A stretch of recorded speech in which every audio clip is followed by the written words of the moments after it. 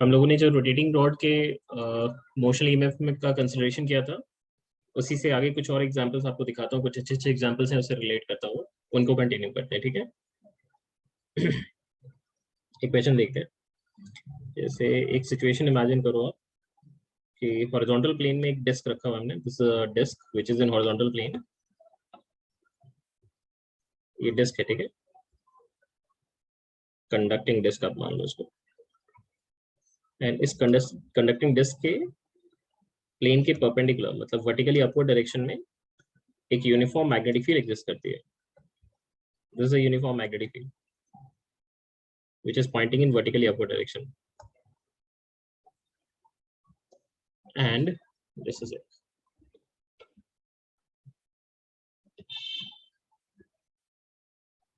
And what you do is you connect a resistance, external resistance, between the center and the periphery of the disk. Centre और periphery के बीच में एक resistance को connect कर रहे हैं। This is the resistance R, ठीक है। This is a fixed frame, इसको फिक्स कर रखा है, this can not move. But remaining disc जो है, उस डिस्क को हम लोग क्या कर रहे हैं, उसको घुमाएंगे उसके एक्सिस के अबाउट, मतलब उसका जो एक्सिस है उसके अबाउट इस डिस्क को घुमा रहे हैं एंगुलर वेलोसिटी ओमेगा से। So the question says the disc is rotating with a constant angular velocity omega about its axis. Find the magnitude and direction of current through R.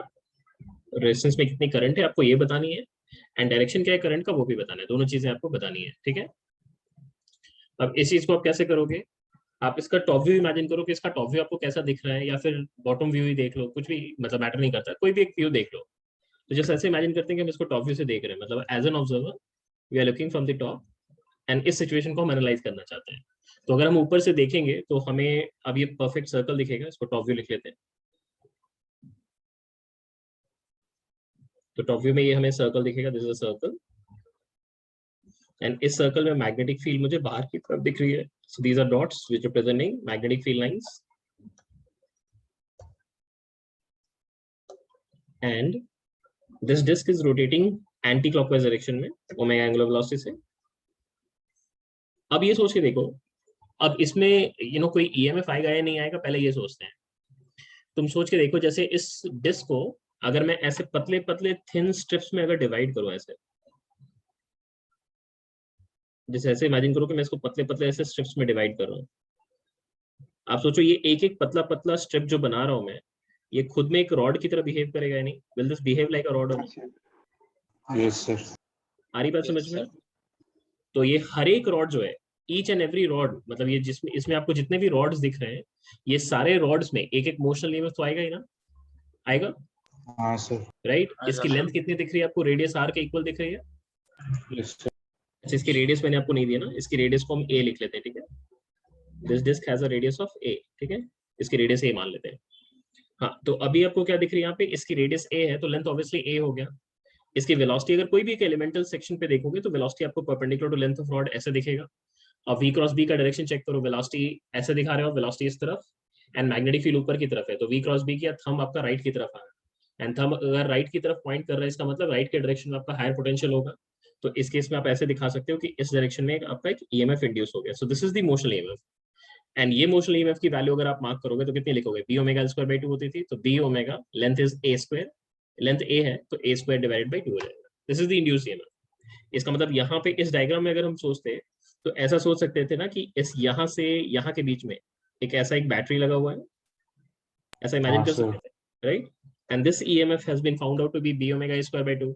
तो current कैसा flow करेगा अब आपको पता चल रहा है? हाँ सर। राइट। अगर मैं इसको नाम दे दूं, अगर जैसे इफ दिस एंड इज से P and this and is Q, just a second,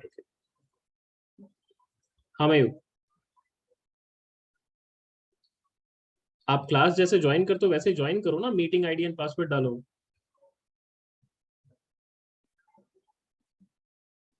एक मिनट रुकिए, आपका अप्रूव। सो इसमें करंट का डायरेक्शन भी अब आपको पता चल गया। तो करंट की डायरेक्शन क्या है, पी से क्यू की तरफ, या फिर आप ये कह सकते हैं कि रेजिस्टेंस के थ्रू फ्लो करके सेंटर पे जाएगा, एंड फिर सेंटर से फिर वापस से पेरीफेरी की तरफ जाएगा current. So that is the direction of current. And current की value EMF and divide by resistance कर लो, क्योंकि पोटेंशियल डिफरेंस तो जो आपका सेंटर से पेरीफेरी के बीच में है वही आपका पी और क्यू के पॉइंट के बीच में है। तो इसलिए करंट की वैल्यू अगर आपको निकालनी है तो करंट की वैल्यू डायरेक्टली लिख सकते हैं, induced EMF divide by resistance of loop, and that is basically B omega into a square divided by 2 हो जाएगा। ठीक है, आई होप सब समझ आ गई है। Yes sir. अच्छा आप ये बताओ, इसमें फिक्स्ड फ्रेम का इंपॉर्टेंस क्या था? अगर मान लेते हैं ये फ्रेम फिक्स नहीं होती, ये भी मूवेबल होती, मतलब इमेजिन करो कि डिस्क घूम रहा है, तो डिस्क के साथ साथ ये जो वायर फ्रेम मैंने यहाँ ऊपर में लगा रखा है ये भी इसके साथ साथ घूम रहा है ऐसा। अभी सिचुएशन जो मैंने क्वेश्चन में दिया था वो ऐसा दिया था कि अगर ये वायर फ्रेम है ऊपर वाला, तो इस केस में ये डिस्क घूम रहा है, ऐसे करके घूम रहा है, बट ये जो फ्रेम है ये फिक्स्ड है, बस ये कॉन्टैक्ट पॉइंट यहाँ पे जो पेरिफेरी एंड सेंटर के बीच में ये कॉन्टैक्ट पॉइंट मेंटेन कर रहा है, बट ये घूम रहा है ऐसे करके, मतलब ये फ्रेम फिक्स्ड है। बट अगर इमेजिन करो ये फ्रेम भी घूम रहा होता उसके साथ, तो क्या फर्क पड़ता? अब ये सोच के बताओ मुझे, what is the importance of this sentence that the wire frame is fixed? इसका क्या सिग्निफिकेंस है? सोचिए, इंपॉर्टेंट है। डिस्क के हर एक पॉइंट में ईएमएफ सेम है, वो समझ आ रहा है। मुझे सुनाई नहीं दे रहा बेटा, एक बार फिर से बोलेंगे एक बार। डिस्क के हर एक पॉइंट में ईएमएफ सेम है, वो समझ आ रहा है। अगर वो भी घूमेगा तो वो सिर्फ दो पार्टिकुलर पॉइंट। आपकी आवाज बहुत धीमे आ रही है, बहुत ही ज्यादा धीमे, थोड़ा जोर बोलिए। खाना नहीं खाया क्या? हाँ सर। हाँ सर थोड़ा जोर आ बोलिए। रहा है। हाँ आ रहा है, बोलिए। हाँ हाँ, कि अगर वो घूमेगा मतलब वो फिक्स नहीं रहेगा, तो वो सिर्फ जो पॉइंट गिवन है उससे सिर्फ सेंटर का ईएमएफ पता चलेगा। और अगर मतलब वो फिक्स रहा तो वो ये समझ आ रहा है कि हर एक डिस्क का हर एक पॉइंट का EMF from the centre same रहेगा। मुझे अभी भी आपकी बात पूरी समझ नहीं आई है, बट मुझे लगता है कहीं ना कहीं आप थोड़ा सा कंफ्यूज कर रहे हैं। देखो जैसे आप अगर देखोगे तो अगर मान लेते हैं कि ये वाला सेक्शन जो है, मतलब जो आपका पी से क्यू वाला रेजिस्टेंस वाला जो वायर फ्रेम है, वो वायर फ्रेम भी मूव करता, तो वो वायर फ्रेम भी उस मैग्नेटिक फील्ड में रखा हुआ है ये नहीं है? हाँ सर। पी से क्यू जो पार्ट हमने दिखा रखा है पी से क्यू वाला, वो भी तो एक रेजिस्टेंस ही है ना। पी से क्यू के बीच में क्या है, एक रेजिस्टेंस, मतलब क्या कंडक्टर ही तो है ना वहां पे, राइट? हाँ सर। हाँ सर। तो उस सेक्शन में जो पी क्यू वाला सेक्शन है, क्या वो भी एक रोटेटिंग रॉड नहीं है? पी क्यू वाला हाँ सेक्शन, सर। तो उसमें भी ईएमएफ इंड्यूस होता है या नहीं होता? होता है। हो जाता। तो अगर सोचो, इमेजिन करो कि मैंने यहाँ पे भी वो ईएमएफ दिखा दिया, ऐसा एक ईएमएफ दिखा दिया, सेम ईएमएफ देखो, तो आप देख रहे हो यहाँ पे इसमें जितना ईएमएफ ये इधर जनरेट कर रहा है, ये ईएमएफ सेम इधर जनरेट कर रहा है, तो लूप का ईएमएफ जीरो हो गया, दिख रहा है आपको? Yes yes sir. हाँ सर। और लूप का ईएमएफ अगर जीरो हो गया तो क्या करंट आएगा? जीरो हो जाएगा। जीरो हो जाएगा। नहीं सर। समझ आ रही है? इसका मतलब ये जो फिक्स्ड वायर फ्रेम दिया हुआ है, इसका इंपॉर्टेंस था यहाँ पे। आप अगर उसको फिक्स नहीं करेंगे तो फिर वहां पे डिफरेंट हो जाएगा सिचुएशन। आ रही बात समझ में आपको? Yes sir. लैपटॉप से हाँ ज्वाइन कर लीजिए, कोई बात नहीं है, कर लीजिए, कर लीजिए। हाँ ठीक है, अभी देखो यहाँ पे, हाँ तो इसको मैं मेंशन, ये आई होप आपको ये बात समझ आ गई कि उसका फिक्स्ड फ्रेम का इंपॉर्टेंस क्या है। Yes sir. ठीक है, उसको हाँ मैं जस्ट सर। मेंशन कर दे रहा हूँ यहाँ पे, ताकि आपको बात के लिए ध्यान रह जाए, अदरवाइज आप तो भूल जाओगे इसको। The wire frame containing the resistor, if it was moving along with the disk, then an EMF would also be induced across the ends PQ, and hence the loop EMF would be zero, and no current would flow. इसको एक बार मैं just redraw करके दिखा देता हूँ ताकि आपको ध्यान रह जाए.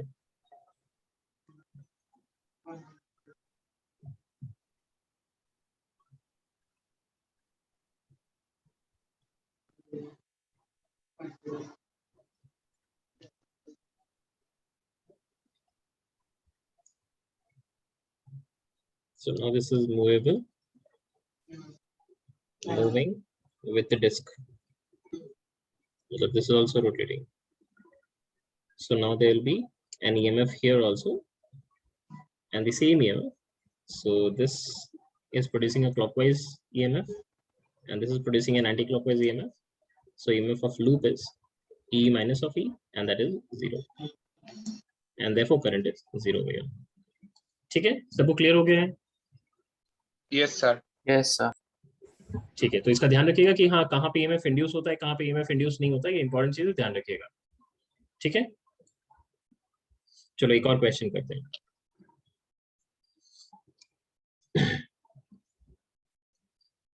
इमेजिन करो कि एक बाउंड्री है, ये दिस इज बाउंड्री, एंड इस बाउंड्री के राइट की तरफ एक यूनिफॉर्म मैग्नेटिक फील्ड मान लो एग्जिस्ट करती है. बाउंड्री के लेफ्ट में कोई मैग्नेटिक फील्ड नहीं है, बट बाउंड्री के राइट में एक यूनिफॉर्म मैग्नेटिक फील्ड एग्जिस्ट करती है.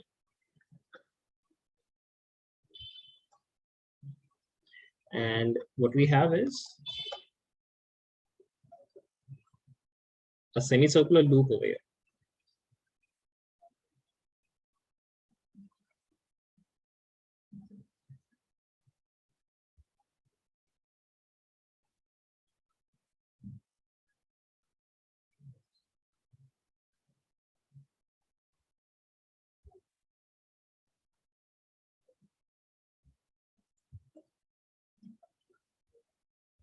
This is semicircular loop, and इस semicircular loop को हम क्या कर रहे हैं, ये conducting loop है obviously. इसको हम क्या कर रहे हैं, यहाँ पे angular velocity ओमेगा से घुमा रहे हैं, ये constant angular velocity से घुमा रहे हैं. ठीक है, ये t equal to 0 का situation दिखा रखा है. ये सिर्फ semicircular portion ही नहीं है, एक straight segment भी है. अगर आप देखोगे यहाँ पे एक straight segment भी है. So this is a straight segment which is diameter, and एक semicircular loop है, semicircular segment है, उसको मिला के एक loop बन रही है basically. और इसको एक constant angular velocity से हम इस uniform magnetic field में घुमाने वाले हैं. अब हमसे पूछा क्या गया है, what they have asked is that what is the magnitude and direction of current in the loop after a time t. ठीक है, ये t equal to 0 का डायग्राम दिखा रखा है, एंड इस लूप को हम घुमा रहे हैं. प्लेन ऑफ रोटेशन आपको समझ में आना चाहिए. प्लेन ऑफ रोटेशन जो है वो बेसिकली ऐसा लूप हमने रखा हुआ है, एक्सिस ऐसा है, इसका एक्सिस ऐसा है, एंड इस एक्सिस के अबाउट ऐसे घूम रहा है. तो इसका प्लेन का ओरिएंटेशन जो है, प्लेन का ओरिएंटेशन जो है वो बेसिकली चेंज नहीं हो रही है, ये ऐसे ही घूम रही है. ठीक है, ये ऐसे नहीं घूमने वाला केस है, ऐसे घूमने वाला केस नहीं है. आपको समझ आ रहा है? ऐसे घूमने वाला केस नहीं है, ये ऐसे ही घूम रहा है. आप देखो एक्सिस जैसा दिखेगा, उससे आपको क्लियर पता चलना चाहिए. अगर मुझे सपोजली इसको डायमीटर के अबाउट घुमाना होता तो मैं कैसे डायरेक्शन मार्क करता, आपको पता है? तब उस केस में मैं ऐसे मार्क करता. देखो, ये देखो, समझ आ रही है डिफरेंस? समझ आ रही है सिंबल्स में आपको? Yes, sir.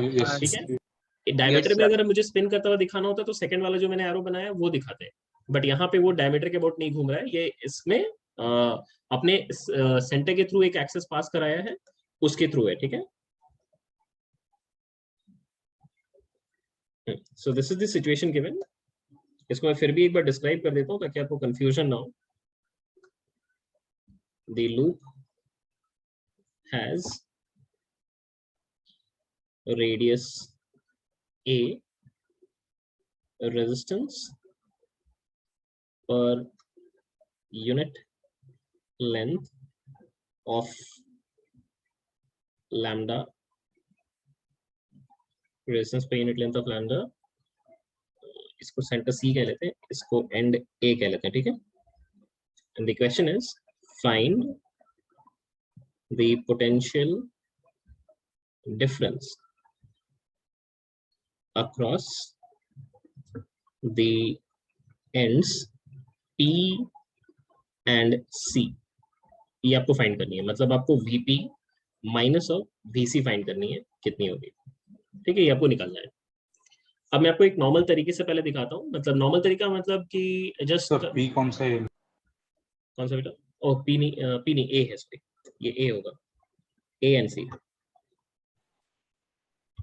and this is t seconds later, ठीक है, t seconds later, ये लिखा नहीं मैंने, एक मिनट लिख देता हूँ इसको. Find the potential difference across ends P and A and C t seconds later. T seconds later. ये आपको फाइंड करनी है. तो अभी आप क्या करो, जो भी आपको ये डायग्राम दिखा रखा है मैंने, इसके t सेकंड्स के बाद का डायग्राम हम ड्रॉ कर लेते हैं, ठीक है. तो t सेकंड्स के बाद का डायग्राम आपको कैसा दिखना है, यहाँ पे ये लूप ऐसे घूम चुका होगा.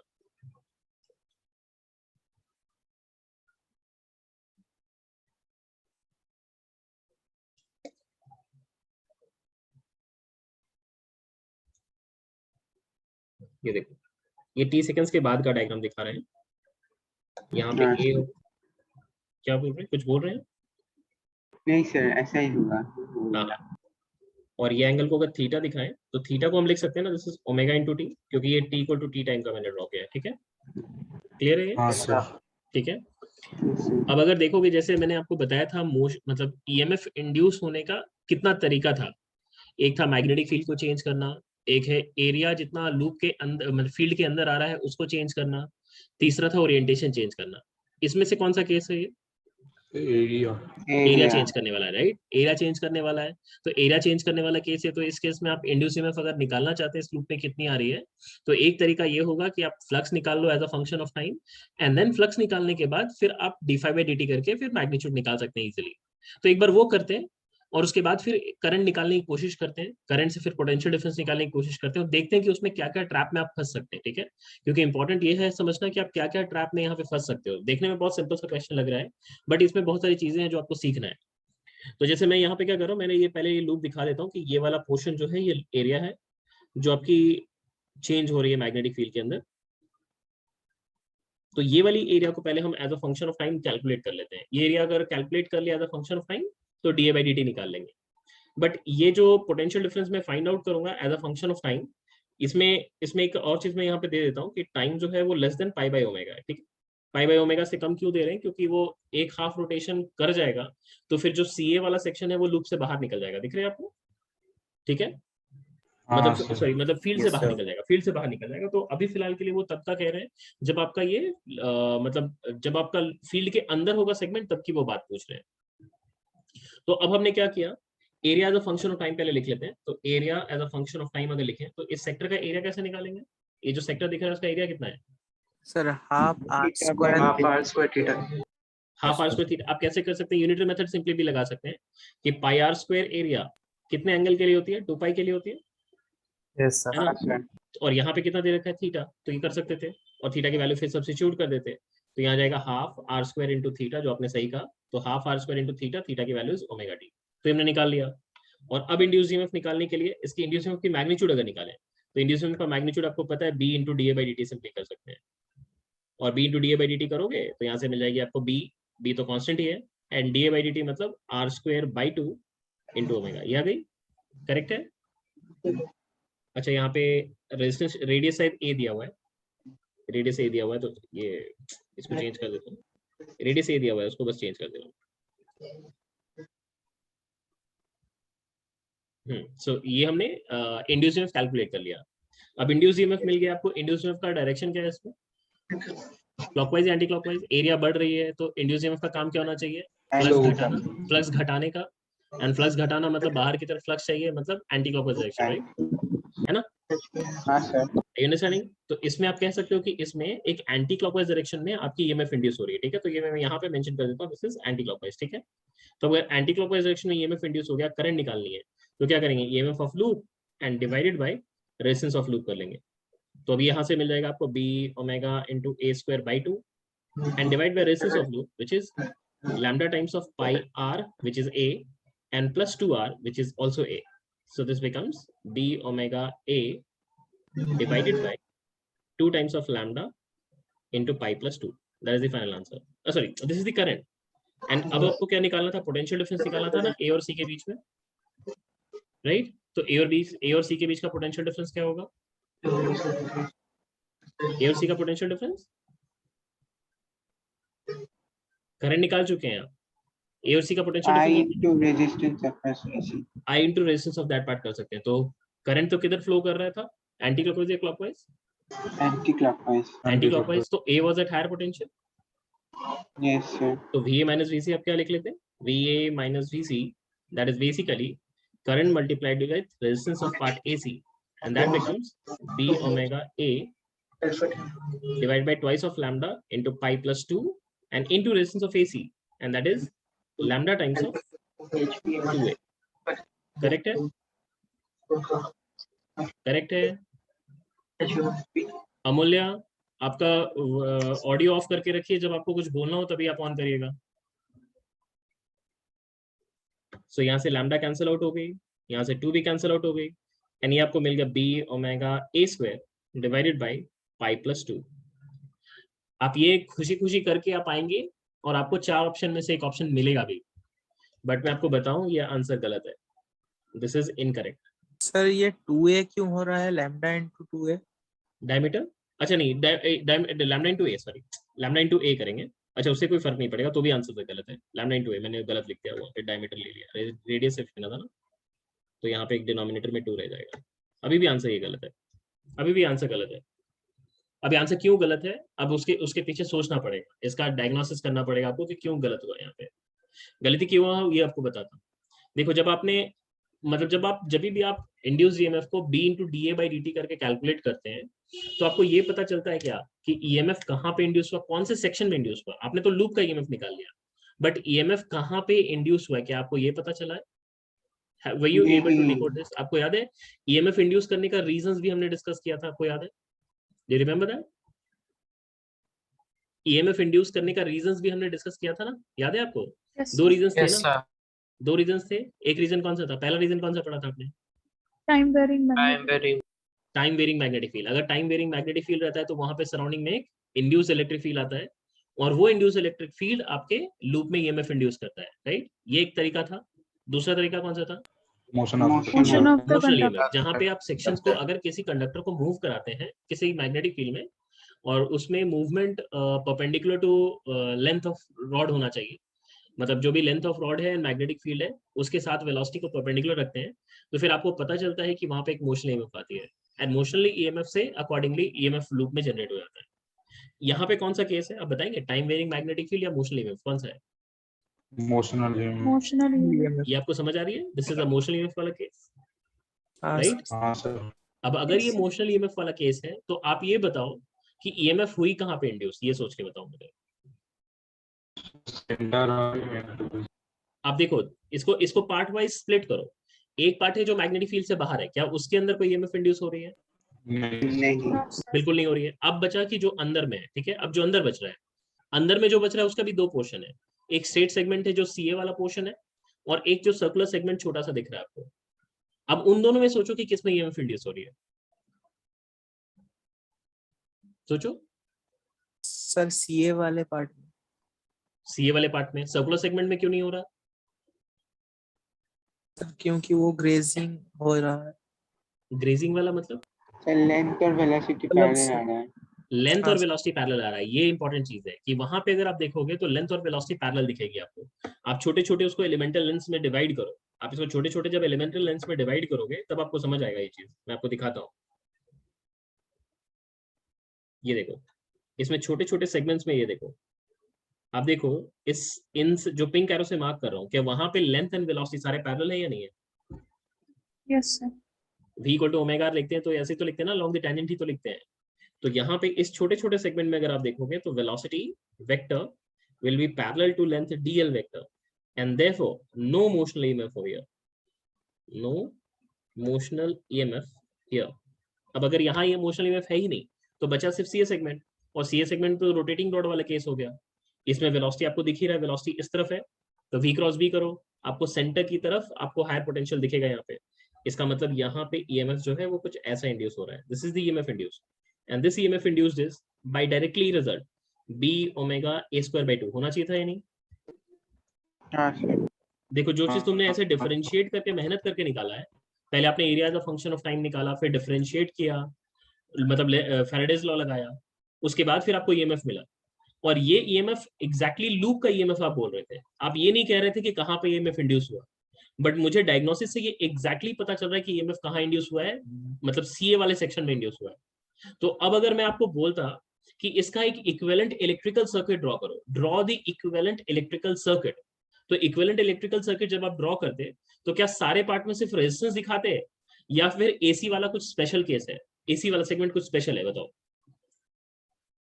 बताओ। Battery with internal resistance, battery भी है वहां पे कनेक्टेड। जैसे बैटरी, आप सोच के देखो, एक बैटरी के थ्रू जब करंट पास करती है और उसका एक इंटरनल रेजिस्टेंस भी होता है, तो टर्मिनल वोल्टेज तो सिंपली बैटरी का ईएमएफ भी नहीं होता है, और आईआर मतलब करंट इनटू रेजिस्टेंस भी नहीं होता है, वो ईएमएफ माइनस ऑफ आईआर या ईएमएफ प्लस आईआर करना पड़ता है depending on the direction of current. तो यहाँ पे तो एक ही बैटरी है, तो सिंपली ई माइनस आईआर ही तो होगा ना। आ रही बात समझ में? Did you understand this? Yes sir. And specifically ये भी आप देखो, ये भी एक इंटरेस्टिंग चीज है कि सी हायर पोटेंशियल पे है, ए लोअर पोटेंशियल पे है, आपको दिखेगा यहाँ पे। क्या आपको समझ आ रही है बात? Yes sir. और जबकि वहां पे आपने देखा था तो आपने सब उल्टा पुल्टा कर दिया था। तो इसका इक्विवेलेंट इलेक्ट्रिकल सर्किट आप ड्रॉ करके करेक्ट अप्रोच होता। इक्विवेलेंट इलेक्ट्रिकल सर्किट, इसको इक्विवेलेंट इलेक्ट्रिकल सर्किट कह रहे हैं।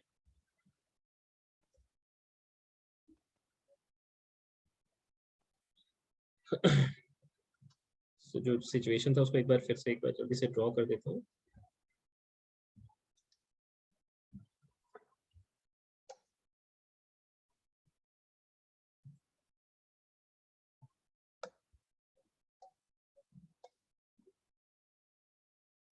This was the situation.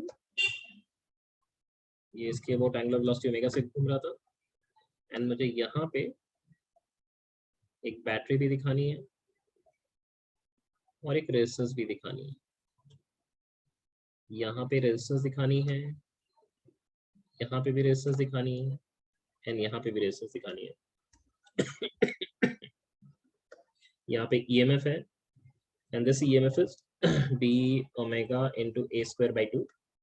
इस रेजिस्टेंस को हम R1 कह लेते हैं, ये भी ऑब्वियसली R1 है, इसको R2 कह लेते हैं और इसको R3 कह लेते हैं। ये एंगल थीटा था, तो ऑब्वियसली सारे रेजिस्टेंस आपको पता है, क्योंकि रेजिस्टेंस पर यूनिट लेंथ से लेंथ को मल्टीप्लाई करेंगे तो आपको ऑब्वियसली रेजिस्टेंस सारा मिल जाएगा। अब यहाँ पे this is point A and this is point C, तो VC माइनस ऑफ VA अगर लिखते तो that would have been E minus of I into R1, यही होता ना, राइट? करंट निकाल, करंट जहां तक हमने निकाला था वो तो आपने ऑलरेडी सीख लिया था। करंट से आप निकालने का तरीका वो एग्जैक्टली सेम ही है। आप ईएमएफ निकाल चुके हो, टोटल रेजिस्टेंस ऑफ लूप से डिवाइड कर दो, आपको करंट मिल जाएगा। अब रेजिस्टेंस से बस मल्टीप्लाई करके वहां पे आपको ई माइनस आई आर कर लेना था।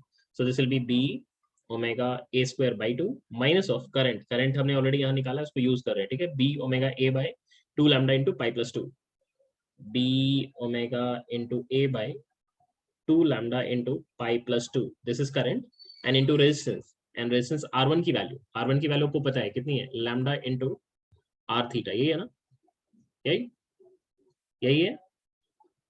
हाँ सर।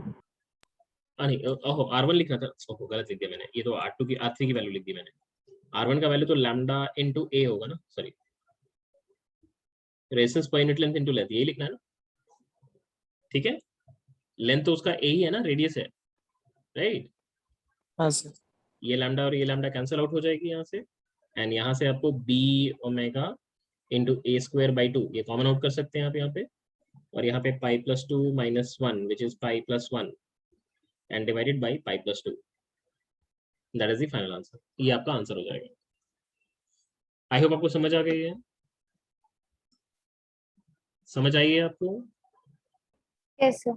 तो ऐसे क्वेश्चंस को करने का बेस्ट तरीका क्या होता है? देखो, एक चीज हमेशा याद रखना कि जब भी आपको अगर मतलब कोई भी एक लूप दिख रहा है और उस लूप में मूवमेंट दिख रहा है, कोई भी एक सेगमेंट में, एक सेगमेंट मूव कर रहा है या पूरा का पूरा लूप ही मूव कर रहा है, तो हमेशा आप ये सोचना कि ये डेफिनेटली ये मोशनल ईएमएफ वाला ही केस है। आपको बस ये सोचने की जरूरत है कि उसमें मूवमेंट कहाँ पे हो रही है। जहां पे मूवमेंट हो रही है उसके अकॉर्डिंगली वहां पे सेगमेंट में आप सोचना कि कहाँ पे वेलोसिटी एंड लेंथ पैरेलल आ रहे हैं, कहाँ पे वेलोसिटी एंड लेंथ परपेंडिकुलर आ रहे हैं। जहां पे वेलोसिटी एंड लेंथ परपेंडिकुलर आएंगे डायरेक्टली वहां पे B omega l square by 2 लगा लेना, वहां पे ईएमएफ मिल जाएगा आपको, एंड फिर इसका इक्विवेलेंट इलेक्ट्रिकल सर्किट जो है वो ड्रॉ कर लेना, क्योंकि इलेक्ट्रिकल सर्किट ड्रॉ कर लिया तो काम वहीं पे खत्म हो गया। क्योंकि जब आप ये नहीं करते, मोशनल ईएमएफ से रिलेट नहीं करोगे, तो फिर आप ये वाला पार्ट को हमेशा स्किप करोगे, क्योंकि आप डिफरेंशिएशन के तरीके से करोगे तो मैंने आपको ऑलरेडी दिखा दिया डिसएडवांटेज क्या है, क्योंकि आप उसको हमेशा लूप का ईएमएफ बोलेंगे, आप कहीं पे भी ये नहीं पता चलता है कि एग्जैक्टली कहाँ पे ईएमएफ इंड्यूस हुई है, एंड ये किसका एक डिसएडवांटेज होगा। आई होप आपको बात समझ आ रही है, ठीक है, क्लियर हो गई सभी को? यस हाँ सर।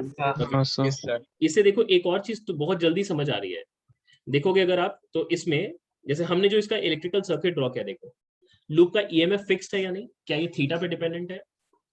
नहीं। नो नहीं सर। थीटा पे डिपेंडेंट ही नहीं है लूप का ईएमएफ। आप इसको थीटा को बढ़ा के 60 से 80 कर दो, 90 कर दो, 120 कर दो, तब तक उसमें कोई फर्क नहीं पड़ता है, लूप का ईएमएफ वही रहेगा, एंड रेजिस्टेंस ऑफ लूप तो फिक्स ही है, तो इसका मतलब एक यूनिफॉर्म करंट फ्लो करेगा, मतलब फ्लक्स एक कांस्टेंट रेट से चेंज कर रही है, कांस्टेंट रेट से चेंज कर रही है, इसी वजह से आपकी ईएमएफ जो है वो एक कांस्टेंट वैल्यू आ रही है। बट एक बार अगर 180 डिग्री रोटेट कर गया और उसके बाद फिर ये सोचो कि हाफ रोटेशन करके, मतलब ये वाला सेगमेंट जो नीचे था, ये सेगमेंट अब ऊपर आ चुका है, ऐसे आ चुका है, एंड अब फिर से मूवमेंट हो रहा है, तो अब क्या होगा, देखो जो सीए वाला सेगमेंट था वो फील्ड से बाहर निकल गया, दिख रही है आपको? हाँ सर। यस और अब जो जो पहले बाहर था अब वो वाला पार्ट एंटर कर जाएगा, तो अब ईएमएफ उसमें इंड्यूस होगा, ये बात समझ आ रही है आपको? हाँ यस सर। सर।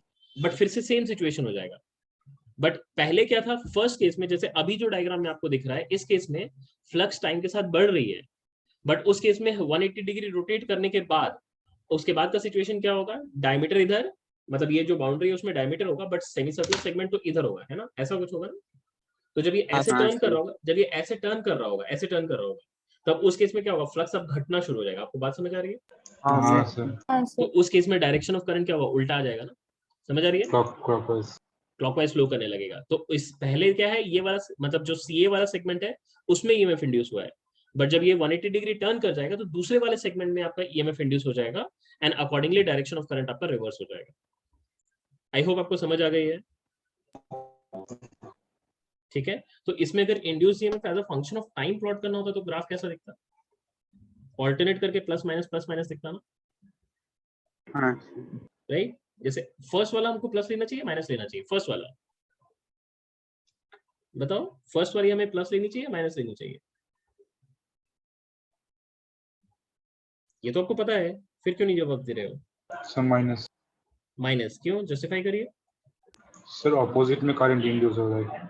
ऑपोजिट में करंट इंड्यूस हो रहा है इसलिए, मतलब वो अपोज करने के लिए, मतलब यहाँ पे आपका पहले फ्लक्स बढ़ रही थी और फ्लक्स बढ़ रही थी तो घटाने के लिए आपको अपोजिट डायरेक्शन में चाहिए था, तो इसलिए आपका नेगेटिव आएगा। एंड वैसे भी सिंपल तरीके से भी कर सकते थे, minus of d phi by d t, phi is increasing, so minus of d phi by d t becomes, मतलब minus of d phi by d t becomes a negative quantity, तो इसलिए पहले आपका नेगेटिव होगा, so this will be a negative quantity, फिर आपका positive आएगा,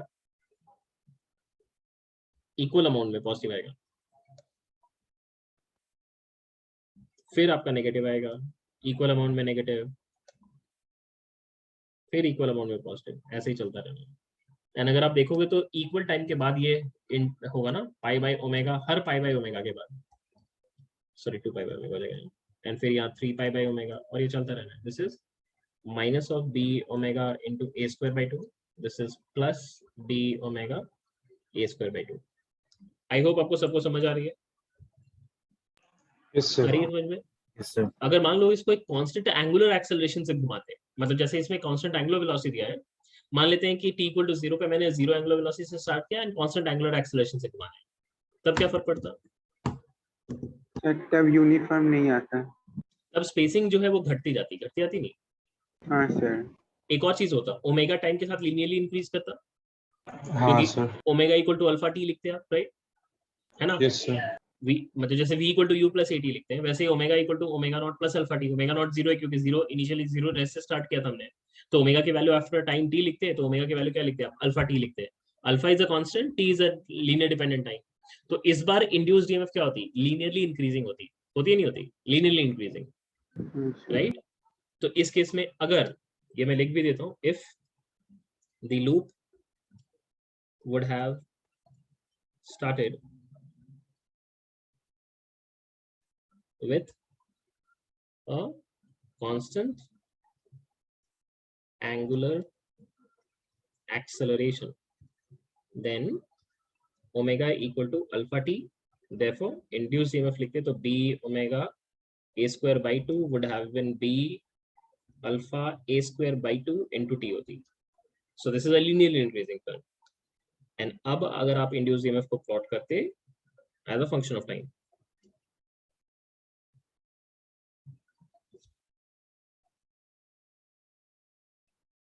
ये टाइम है,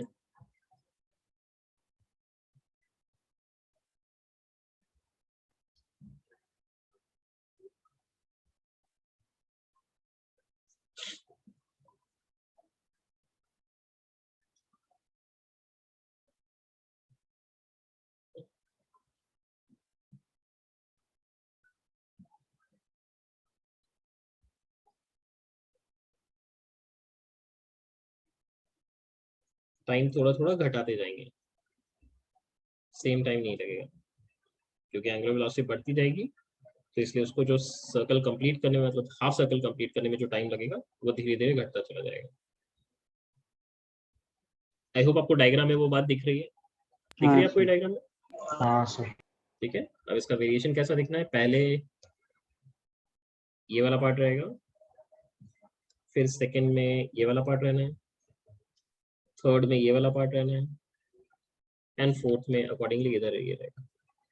आई होप आपको समझ आ रही है बात है? Yes sir. ठीक है, ये टाइम अगर t1 ले रहे हैं, ये टाइम t2 ले रहे हैं, ये टाइम t3 ले रहे हैं, ये टाइम t4 ले रहे हैं, ये सारा आपको पता है। t1 में एंगुलर रोटेशन कितना कवर हुआ है, पाई, राइट? तो आप क्या लिखते हैं, pi equal to half alpha into t1 square, ये लिखते हैं ना? हाँ सर। फिर t2 टाइम में कितना रोटेशन हो चुका है, 1 कंप्लीट रोटेशन, 2 तो 2 pi equal to half alpha into t2 का स्क्वायर। वैसे ही जब थर्ड हाफ रेवोल्यूशन कंप्लीट हुआ है, तो 3 pi equal to half alpha into t3 का स्क्वायर। आपको बात समझ आ रही है सभी को? हाँ सर। Yes, sir. इसीलिए आप अगर टाइम गैप देखोगे तो घटता चला जा रहा है, क्योंकि t2 is √2 times of t1, t3 is √3 times of t1।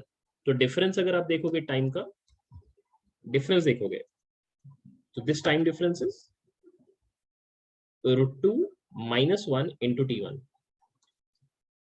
This time difference is √3 minus √2, √3 minus √2 times of t1. आपको याद आ रहा है, ऐसा हमने एक हमारा लॉ बोल के पढ़ा था, याद है क्लास 11 में, याद है Galileo's law of odd numbers के तुरंत बाद, हाँ सर। जब एक जैसे हाँ। Galileo's law of odd numbers क्या था, हाँ कि अगर सर। आप एक ऑब्जेक्ट को रेस्ट से स्टार्ट करते हैं, कांस्टेंट एक्सेलरेशन होता है, तो फिर equal successive equal intervals of time में जो डिस्टेंस कवर करता है 1:3:5 में चलता है, मतलब ऑड नंबर्स में। और इसका हाँ ठीक रिलेटेड हमने एक हमारा लॉ पढ़ा था, जिसमें हमने क्या पढ़ा था, अगर एक ऑब्जेक्ट कांस्टेंट एक्सेलरेशन में जाता है, अगर वो रेस्ट से स्टार्ट करता है, तो in successive equal distances covered उसका जो टाइम टेकन का रेशियो होता है वो 1:√2 - 1:√3 - √2 √4 - √3 ऐसे चलता है। Successive Yes, sir. Yes. Integers का स्क्वायर रूट का डिफरेंस, एग्जैक्टली वही चीज है, देखो एग्जैक्टली वही चीज है। This time would have been √3 minus √4 minus √3 times of t1, and accordingly आपका सारी चीज हो गया। आई होप सबको समझ आ गई है, ठीक है? यस। ठीक है, चलो नेक्स्ट क्वेश्चन। एरिया का डिफरेंशिएशन वाला पार्ट मतलब हार्डली कभी हमें करना है, आप याद रखना, तुम देखना जितने भी क्वेश्चंस में करूंगा, दो ही चीजें देखते हैं। एक है अगर टाइम वेरिंग मैग्नेटिक फील्ड की वजह से हो रही है तो डिफरेंशिएट करके ठीक है तुरंत निकाल लिया, बट अगर टाइम वेरिंग मैग्नेटिक फील्ड का नहीं है, अगर मोशनल ईएमएफ का कहीं भी दिख रहा है आपको, नाम से तो मोशनल ईएमएफ से नहीं आएगा, बट देखना कि लूप में कोई सेगमेंट है जो मूव कर रही है, अगर सेगमेंट मूव करती हुई दिख रही है तो उसको हमेशा मोशनल ईएमएफ से करना, डिफरेंशिएशन से मत करना, वो सबसे बेस्ट तरीका होता है। मैं आपको दिखाता हूँ एक बार, चलो देखते देखते ही सीखेंगे।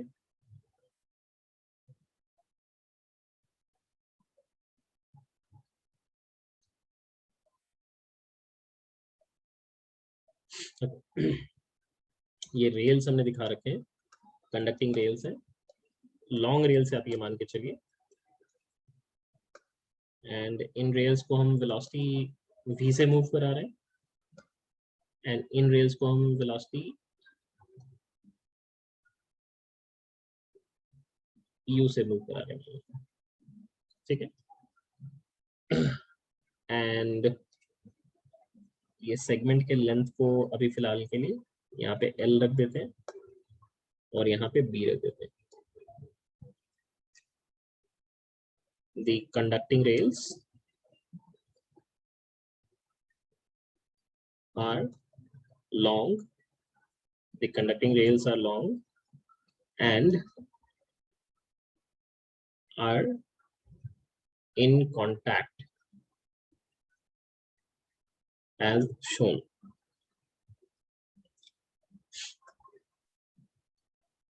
ठीक है, the rails have resistance per unit length of lambda. Find the पहला current in loop and दूसरा potential difference across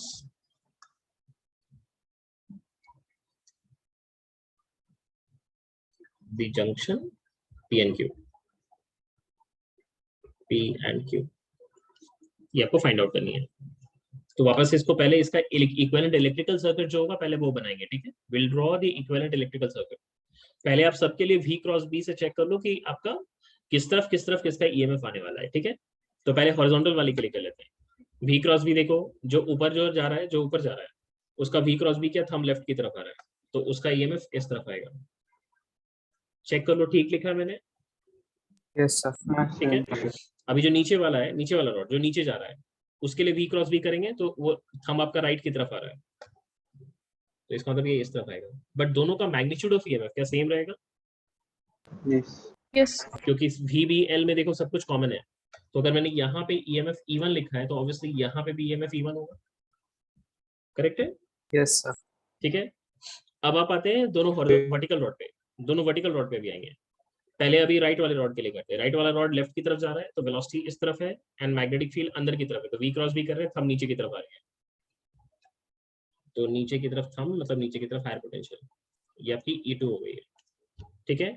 सेम चीज अगर दूसरे वाले रॉड के लिए करें तो वेलोसिटी राइट की तरफ है तो V क्रॉस B करोगे थंब ऊपर की तरफ, तो ये कुछ ऐसा दिखेगा आपको, दिस इज E2। तो इसका इक्विवेलेंट इलेक्ट्रिकल सर्किट ड्रॉ कर लेते हैं, ठीक है। इक्विवेलेंट इलेक्ट्रिकल सर्किट ड्रॉ करेंगे पहले। सिर्फ EMF ही दिखाना है या रेजिस्टेंस भी दिखाना है? रेजिस्टेंस भी दिखाना है, इस चीज का ध्यान रखिए आप।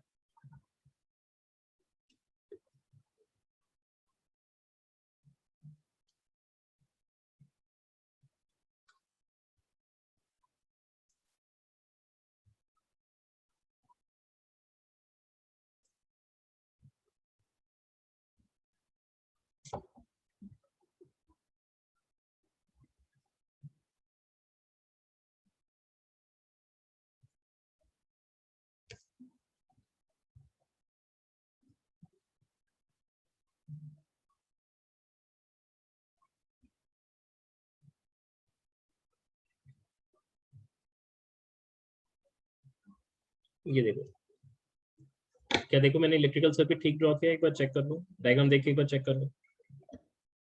This is E2, this is E2, this is E1, this is E1, this is lambda times of L, this is lambda times of L, this is lambda times of B, this is also lambda times of B, correct है? Check कर लो। ठीक है। आप current तो easily निकाल सकते हैं। पहले आप देख लो कि किसका किस तरफ EMF है, clockwise, anti clockwise, clockwise, anti clockwise. तो दो एंटी क्लॉकवाइज दो क्लॉकवाइज है ना। तो मान लेते हैं E1 बड़ा है, तो E1 की वजह से ही करंट एक फ्लो करेगा, तो इस डायरेक्शन में करंट मान लिया है, ठीक है, एंटी क्लॉकवाइज डायरेक्शन में। तो करंट की वैल्यू जब आप लिखेंगे तो क्या लिखेंगे, twice of E1 minus of twice of E2 and divide by resistance of loop, and resistance of loop कितनी है, twice of lambda L plus twice of lambda B। तो यहाँ से आप लिख सकते हैं this is twice of E1 minus E2। E1 में आप लिखेंगे तो लेंथ L आएगा, VBL, तो this will B VBL minus of, अब E2 में U आएगा, वेलोसिटी तो U दिया हुआ है उसके लिए, तो UB into B and divided by twice of lambda को कॉमन आउट कर लेते हैं, this will B L plus B हो जाएगा। सो 2 2 कैंसल्स आउट एंड यहाँ से B कॉमन आउट कर लेते हैं, ये हो जाएगा VL minus of UB and divided by lambda times of L plus B, that is the current. ये करंट 0 भी हो सकता था यानी हो सकता था हाँ सर। कब, अगर VL और UB का वैल्यू क्या सेम हो जाता, राइट, है ना। हाँ सर। अगर इसको rate of change of flux से रिलेट करने की कोशिश करें तो अगर आप देखोगे तो हॉरिजॉन्टल रॉड्स की वजह से यहाँ पे फ्लक्स बढ़ रही है और वर्टिकल रॉड्स की वजह से फ्लक्स घट रही है। इसका मतलब क्या है कि अगर इसका रेट ऑफ इंक्रीज और इसका रेट ऑफ डिक्रीज अगर सेम होता तो फ्लक्स कांस्टेंट नहीं हो जाता, हाँ सर। और अगर फ्लक्स कांस्टेंट हो जाता तो कोई करंट नहीं आता। एग्जैक्टली वही कंडीशन है, समझ आ रही है। तो करंट हमने निकाल लिया है। अब सेकंड पार्ट में उसने पूछा potential difference between P and Q, ये है P और ये है Q। तो P एंड Q का पोटेंशियल डिफरेंस चाहिए तो क्या करेंगे, अभी क्या लिखेंगे, VQ माइनस VP अगर लिखना होता है। आप करंट का डायरेक्शन अगर देख लो, करंट का डायरेक्शन ये जो E2 वाला EMF है उसके लिए कन्वेंशनल डायरेक्शन ऑफ फ्लो है या ऑपोजिट टू कन्वेंशन है, कन्वेंशनल डायरेक्शन ऑफ फ्लो है या ऑपोजिट टू कन्वेंशन है। करंट इधर से इधर फ्लो कर रहा है, ऑपोजिट है ना, दिख रही है आपको। तो इसका मतलब यहाँ पे टर्मिनल वोल्टेज अगर आप निकालेंगे तो क्या लिखेंगे, E प्लस IR या E minus IR, E2 plus IR, ठीक है। तो यहाँ पे आपके E प्लस IR हो जाएगा। तो VQ minus of VP that will B E2 plus I into lambda B। कितनी सारी चीज आपको ध्यान रखनी, मतलब एकदम बिल्कुल अगर बेवकूफ की तरह करते जाओगे तो फिर ये सब चीजों में गलती करने के चांसेस बहुत ज्यादा है, क्योंकि E माइनस IR मान लो कि आपने सर्किट भी ठीक बना दिया बट आपने E माइनस IR कर दिया गलती से, तो फिर सब गलत हो गया। क्योंकि आपको ये ध्यान रखना है कि हाँ किसके लिए E माइनस IR करना है, किसके लिए E प्लस IR करना है। जिसके लिए कन्वेंशनल डायरेक्शन ऑफ फ्लो होता है उसके लिए E माइनस IR करते हैं, बट अगर जिसके लिए कन्वेंशन के ऑपोजिट है वहाँ पे E प्लस IR करना है तो यहाँ पे अकॉर्डिंगली आप वैल्यू सब्स्टिट्यूट कर देंगे। E2 तो आपको पता ही है, दिस इज इसमें वेलोसिटी U था ना, तो U B into B and minus of ये वाली करंट इंटू रेजिस्टेंस करना है तो लैम्डा कट जाएगा, तो आ जाएगी यहाँ पे B into B into VL minus of UB and divided by this will B L plus B आ जाएगा, दैट्स इट। ठीक है, तो सॉल्व भी करना है। आई होप सबको क्लियर हो गई एग्जांपल, क्लियर हो गई एग्जांपल, क्लियर हो गई है, आगे बढ़े। सर माइनस क्यों हुआ? अच्छा प्लस होगा सर, क्या लिख रहा हूँ, प्लस होगा, प्लस होगा तो प्लस, ठीक है। हाँ सर। yes sir ठीक है, नेक्स्ट क्वेश्चन देखिए। मान लो एक सिचुएशन यहाँ पे दिखा रहे हैं,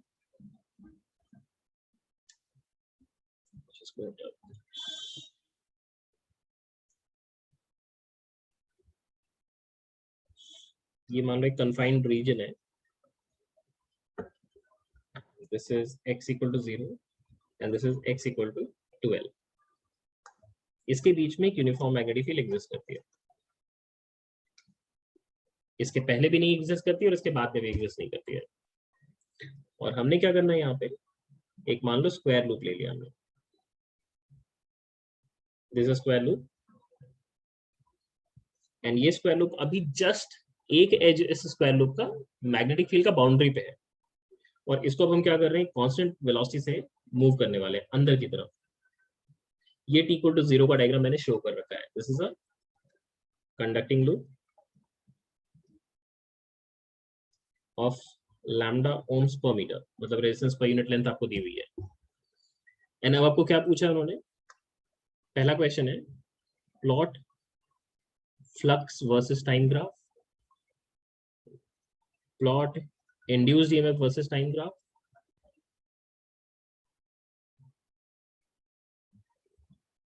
फिर दूसरा पार्ट है आपके लिए when the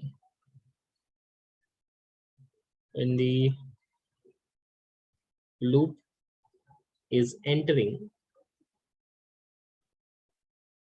the magnetic field region, इसके एंड्स को नाम कुछ देते हैं P and Q, ठीक है। the potential difference across PQ is V1, and when it is exiting out of field,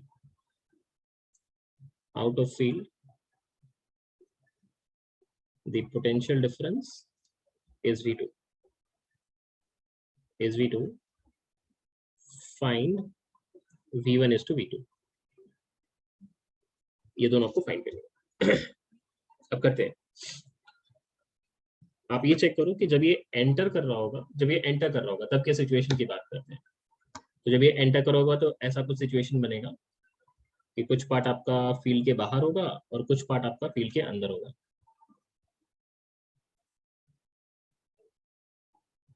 ये t सेकेंड्स लेटर का हमने दिखाया है, दिस इज टाइम t पे, एंड ऑब्वियसली मैंने टाइम को लेस देन L/V ले रखा है, दिख रहा है आपको, क्योंकि ये एंटर करते वक्त का दिखा रखा है। अच्छा, कंडक्टिंग लूप का साइड लेंथ मैंने नहीं दिया है, ये स्क्वायर कंडक्टिंग लूप लिख लेते हैं।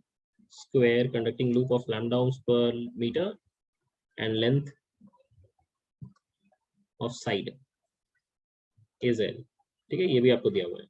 तो लेंथ ऑफ साइड L दिया हुआ है, तो जब तक ये एंटर कर रहा है तब तक का टाइम कितना होगा, L/V से कम ही होगा ना। हाँ कोई नहीं, ठीक है, तो वही मैंने यहाँ पे दिखा रखा है। तो अब देखो, ये इस पार्ट का अगर पोर्शन जितना ये फील्ड के अंदर आ रहा है, ये वाले पोर्शन का एरिया, इसी से तो फ्लक्स कंट्रीब्यूट होगा। तो अगर मैं कंसिडर कर रहा हूँ उस टाइम को, so for t less than L/V, अगर मैं एरिया निकालना चाहता हूँ तो फ्लक्स उसी से मिल जाएगा। तो flux will B magnetic field into area at a time t, and this will B b into ये कितना डिस्टेंस एंटर कर चुका होगा, that will B v into t, and ये वाली लेंथ तो आपको दिख ही रही है, दिस इज L, तो इसको लिख सकते हैं यहाँ vt फ्रीज कर। इनटू L, यही लेगा। हाँ सर। नहीं, फ्रीज नहीं किया बेटा, फ्रीज शायद नहीं किया है, ठीक है। हाँ सर, नहीं किया। ठीक है, हाँ, तो इसमें अगर आप देखोगे तो यार ये BVL इनटू टी आ रही है। अगर आप एक इंटरेस्टिंग चीज नोटिस करोगे तो फ्लक्स लीनियरली इंक्रीज कर रही है टाइम के साथ, राइट, ठीक है। हाँ सर। हाँ सर।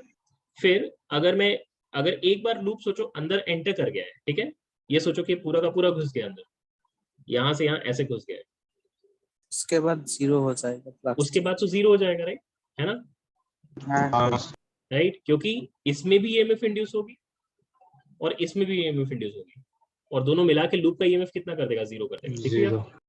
इसलिए कोई करंट नहीं आएगी। और वैसे भी फैराडेज लॉ से भी देख सकते हैं आप, अगर आप देखोगे तो यहाँ पे एरिया जो है वो आपकी चेंज नहीं कर रही है, दिख रही है आपको जो लूप के अंदर, क्योंकि अगर यहाँ से यहाँ भी मूव कर गया, सोचो ये यहाँ से यहाँ मूव कर गया, तो एरिया लूप के अंदर तो चेंज ही नहीं की, जितना पहले था उतना ही अभी भी है। तो इसका मतलब क्या है, फ्लक्स आपके टाइम के साथ चेंज नहीं कर रही है, इसलिए आपकी EMF जीरो हो जाएगी, मतलब EMF जीरो हो जाएगी, फ्लक्स कांस्टेंट हो जाएगी। बट एक बार ये लूप से बाहर निकलना शुरू होगा, तो जिस तरह से ये फ्लक्स इंक्रीज किया था पहले घुसते वक्त, उसी तरह से इस बार क्या होगा, फ्लक्स डिक्रीज करेगा ना। आ रही बात समझ में आपको? Yes sir. Are you understanding everybody? Yes sir. Yes sir. ठीक है, तो इस बार आपकी फ्लक्स की वैल्यू डिक्रीज करेगी। तो अगर मैं इसको तीन रीजन, मतलब ये तो गया फर्स्ट टाइम के लिए किया हमने, तो इंड्यूस EMF अगर निकालते तो क्या लिखते हैं आप, माइनस ऑफ d∅dt करते हैं। तो माइनस ऑफ d∅dt करोगे तो यहाँ पे BVL एक कांस्टेंट है, एंड यहाँ पे d/dt ऑफ dt, तो I mean differentiation of time with respect to t, तो 1 ही हो जाएगा, तो माइनस BVL आ जाएगा। Was this expected? BVL का EMF क्या एक्सपेक्टेड था? आपको एग्जैक्टली पता है ये कहाँ पे EMF इंड्यूस हुआ है, पता है या नहीं पता है? वो वर्टिकल सेक्शन जो PQ दिख रहा है, जो PQ वाला वर्टिकल सेक्शन था, उसी में EMF इंड्यूस हुआ है ना, हाँ राइट। और ये तो आप डायरेक्टली बता सकते थे, आपको इतना मेहनत भी नहीं करना था, BVL डायरेक्टली बता सकते थे ना, मोशन है सर। राइट, मोशन EMF से आपको डिफरेंशिएशन करने की जरूरत ही नहीं थी। तो ये तो टाइम L/V तक है। फिर आपने किसके लिए लिखा है, for time t greater than L/V and less than 2L/V, तो इसके लिए फ्लक्स आपकी क्या आएगी, कांस्टेंट आएगी, एंड ये होगी B into LB, sorry L square, sorry LB तो नहीं, L स्क्वायर हो जाएगा, एंड इसीलिए आपकी इंड्यूस EMF अगर निकालोगे तो जीरो आ जाएगी। फिर टाइम आप कंसिडर करें greater than 2L/V and less than infinity, नहीं लेस देन 3L/V, क्योंकि बाहर निकलने तक ही रहेगा, 3L/V इस टाइम तक कंसिडर करेंगे। तो इस बार आपके लिए ये लूप बेसिकली आपको ऐसा दिखना है, ऐसा दिखेगा, राइट? यही दिखेगा ना आपको सिचुएशन, राइट? तो इस बार ये डिस्टेंस कितना मूव कर चुका होगा, यहाँ से यहाँ तक ये डिस्टेंस जो मूव कर चुका है, दैट इज VT, यही है ना VT, हाँ सर। राइट? और VT में से आपका जो पोर्शन आपका फील्ड के अंदर है, फील्ड के अंदर वाला पोर्शन कौन सा, ये वाला, राइट? है ना? Yes. हाँ सर। तो ये वाला पोर्शन कैसे निकालेंगे, इस पोर्शन का एरिया कैसे निकालेंगे? पहले आपको ये पता करना है कि यहाँ पे कब घुस गया था, ये वाला पोर्शन में कब आया था। This was T equal to, याद है, 2L/V। 2L/V. तो 2L/V टाइम तक जो डिस्टेंस उसने कवर किया, ये 2L था। तो इसको ऐसे कर सकते हैं आप, ऐसे यहाँ पे दिखा देता हूँ, वो मिट जाएगा नहीं तो।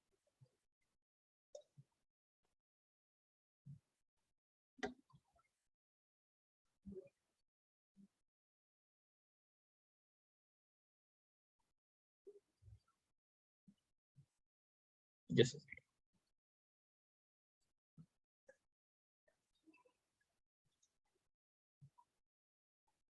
this is T equal to 2L/V,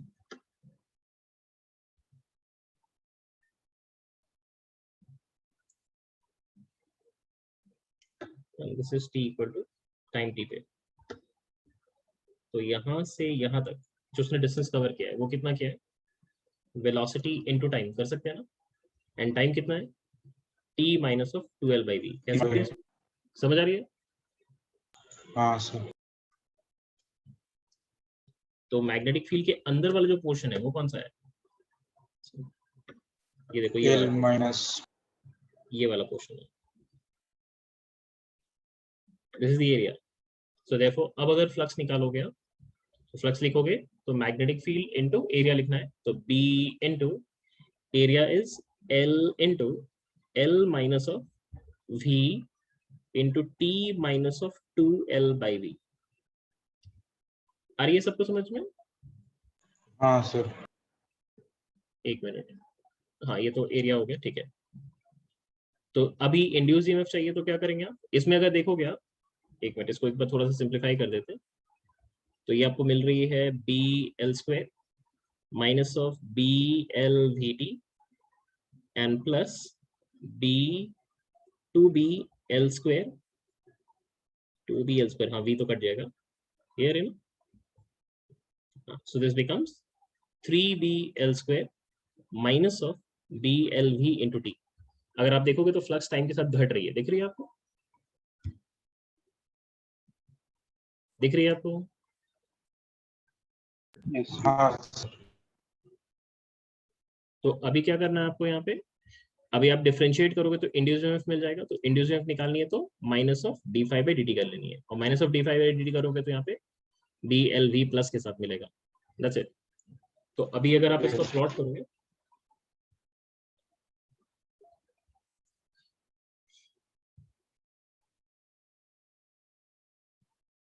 यहाँ पे टाइम ले रहे हैं, यहाँ पे इन सॉरी फ्लक्स पहले लिख लेते हैं, दिस इज फ्लक्स, एक और रेप्लिका इसका ड्रॉ कर देते हैं यहाँ पे।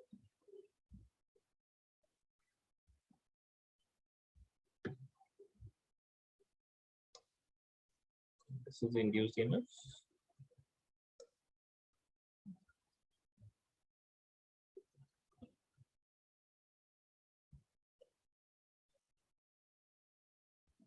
ये अब इसमें अगर आप ग्राफ ड्रॉ करोगे, पहले फ्लक्स इंक्रीज किया था, फिर फ्लक्स कांस्टेंट था, एंड फिर फ्लक्स डिक्रीज करके 0 हो गया था। और इंड्यूस्ड ईएमएफ पहले नेगेटिव कांस्टेंट, फिर 0, फिर यहाँ पे positive constant. This is BL/V with a negative sign, and this will be plus BL/V. This flux over here is maximum flux जो आई थी B into L² आई थी, and उसके बाद तो लीनियर इंक्रीज वगैरह। अगर आपको सिर्फ और सिर्फ ग्राफ ड्रॉ करना था, सिर्फ और सिर्फ ग्राफ ड्रॉ करना था, मतलब आपको एग्जैक्ट वैल्यूज वगैरह ये निकालने नहीं था, तो ये आप डायरेक्टली जब आपने ये फर्स्ट बस कैलकुलेट कर लिया था ना, फर्स्ट कैलकुलेट कर लिया था, मतलब T L/V वाला, तो तो उसके बाद आप डायरेक्टली ग्राफ ड्रॉ कर सकते थे। ये सब लिखने के लिए तो ठीक है, अगर आपको एग्जैक्टली मैथमेटिकल इक्वेशन चाहिए तब ये सब करते हैं, बट अगर नहीं चाहिए तो ग्राफ तो डायरेक्टली प्रिडिक्ट कर सकते थे आप, क्योंकि जिस जिस वेलोसिटी से वो मूव कर रहा है वो तो कांस्टेंट है। तो जब ये फील्ड के अंदर एंटर कर रहा है तो जिस रेट से एरिया बढ़ रही थी, ऑब्वियस है कि जब ये बाहर निकलेगा तो उसी रेट से क्या होगा, एरिया घटेगा भी ना, होगा नहीं होगा। हाँ सर। तो स्लोप जितना मैग्नीट्यूड में इंक्रीजिंग जितना स्लोप है, मतलब इंक्रीज करते वक्त जितना स्लोप है, डिक्रीज करते वक्त मैग्नीट्यूड ऑफ स्लोप क्या रहेगा, आपका सेम ही रहेगा। मतलब इधर से अगर आप ये थीटा फाइंड आउट करते हो और इधर से थीटा फाइंड करते हो तो दोनों थीटा क्या होगा, सेम ही रहेगा। I you understanding? Yes, sir. ठीक है, क्योंकि d phi by d t की वैल्यू एक ही थी, ठीक है, और वो बी एल भी रहेगा, तो एग्जैक्टली वही चीज है। तो ये tan थीटा बेसिकली और कुछ नहीं, tan theta is the magnitude of the induced EMF, है या नहीं है? क्योंकि d phi by d t क्या देता है आपको, इंड्यूस्ड ईएमएफ का मैग्नीट्यूड देता है या नहीं देता? हाँ देता है सर। नहीं देता? हाँ सर। ठीक है, ठीक है, ये तो हमने एक पार्ट कंप्लीट कर लिया है। अभी दूसरे पार्ट पे आते हैं। दूसरे पार्ट में उसने बोला है when the loop is entering the magnetic field region, potential difference across PQ is V1 and when it is exiting out of the field the potential difference is V2। Find V1 is to V2। देखो, जब आप PQ के cross potential difference enter करते वक्त निकालोगे तो वो E minus IR आएगा ना, हाँ आएगा। सर। बट जब ये एग्जिट आउट कर चुका होगा, मतलब जब ये बाहर निकल रहा होगा, तब तो सिंपली IR करना है, क्योंकि उसमें कोई IR एनर्जी रहेगा। आ रही बात समझ में आपको? Yes, sir. तो मैं डायरेक्टली लिख दे रहा हूँ, अब इतना डिटेल में नहीं लिख रहा हूँ यहाँ पे, ठीक है। तो ये सेकंड पार्ट के लिए कर रहे हैं। सेकंड पार्ट के लिए आपको क्या करना था, V1 is to V2 निकालनी थी। तो V1 will be E minus of IR and V2 निकालनी है तो सिंपली IR करनी है। तो ये वाली वैल्यू जब आप कैलकुलेट करोगे, EMF will be BLV and minus 5R, IR will be BLV divided by 4R and into R, and divided by, this will be BLV divided by 4R and into R. So this becomes 1 minus 1/4 is 3/4, 3/4 by 1/4 which is 3 आ जाएगा। Clear है? समझ आइए सभी को? Yes, sir. Yes, sir. ठीक है, next question पे move करते हैं। देखिए कितने अटेंटिवली आप सुन रहे हो।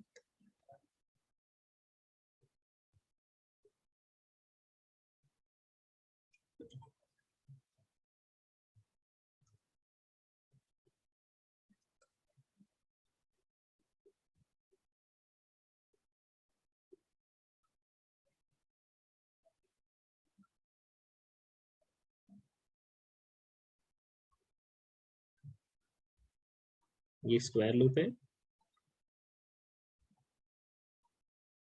फिर एक सर्कुलर लूप है और एक एलिप्टिकल लूप है।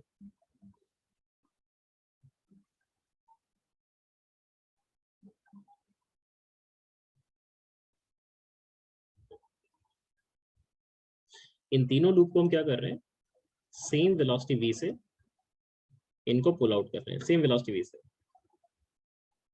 आपको किस केस में इंड्यूस्ड ईएमएफ या फिर इंड्यूस्ड करंट वेरिएबल मिलेगी और किस केस में कांस्टेंट मिलेगी, बस आपको ये बताना है। या तीनों में कांस्टेंट मिलेगी या तीनों में वेरिएबल मिलेगी।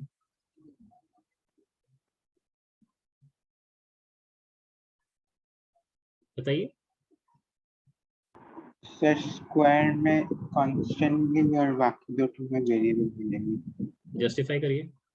सर स्क्वायर जब निकलेगा तब सर वो जो लेंथ है वो तो यूनिफॉर्मली निकलेगा, मतलब जितना भी निकल रहा है एरिया यूनिफॉर्मली डिक्रीज कर रहा है जो मैग्नेटिक फील्ड में है। और जब सर सर्कल या फिर इलिप्स निकल रहा है, जो एरिया मैग्नेटिक फील्ड के अंदर रह रहा है वो नॉन यूनिफॉर्मली डिक्रीज कर रहा है, क्योंकि तो थोड़ा थोड़ा कॉर्ड छोटा होते होते बढ़ेगा ना, इसलिए ये आप एकदम बिल्कुल मतलब श्योर होके कह पा रहे हैं बिना कैलकुलेशन का? देख के तो लग रहा है। देख के लग रहा है, एग्जैक्टली यही चीज है ना। आप 100% तो नहीं बोल पा रहे हैं, देख के लग रहा है। बट आप इसको अगर इमोशनली में से करते तो देखो तो तुरंत बता सकते थे क्या? ट्राई करो हाँ एक बार इमोशनली। इमोशनली तो हाँ सर, वो तो डिस्प्लेसमेंट लेंथ तो आज से नहीं। फिर उससे तो 100% श्योर हो गया, नहीं हो गया। हाँ हाँ वो हाँ सर। अगर आप इसको थोड़ी देर के बाद का सिचुएशन में अगर ड्रॉ करते, थोड़ा सा मैंने इसको पुल आउट करके थोड़ा सा बाहर दिखाया है।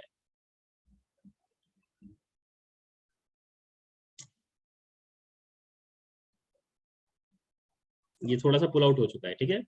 तो ईएमएफ आपकी जो इंड्यूस होगी वो आपको पता चल रहा है ना, सिर्फ और सिर्फ इस सेगमेंट में इंड्यूस होगी। हाँ सर। हाँ सर, Right? इफेक्टिव लेंथ मतलब। इफेक्टिव लेंथ तो जरूरत ही नहीं, यहाँ पे तो हाँ अगर सर, देखोगे इधर तो हाँ वही लेंथ ही सिंपली है। वो वर्टिकल सेक्शन में इंड्यूस हो रही है। तो ये लेंथ अगर एल है तो इंड्यूस ईएमएफ आप लिख सकते हैं यहाँ पे BVL आएगी, राइट। और ये टाइम के इंडिपेंडेंट है। बट जब आप इसमें अगर इसको बाहर निकालते हो, इसको फील्ड से बाहर निकालते हो,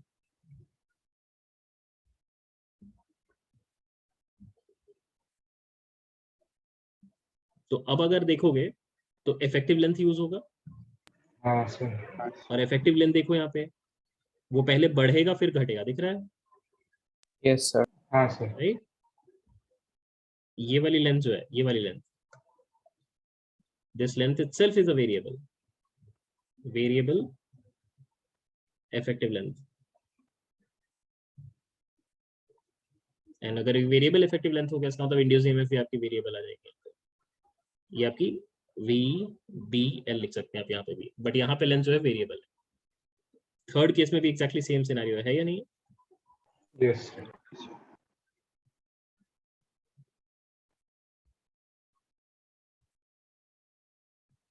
यहाँ पे भी एकदम सेम सिनेरियो है।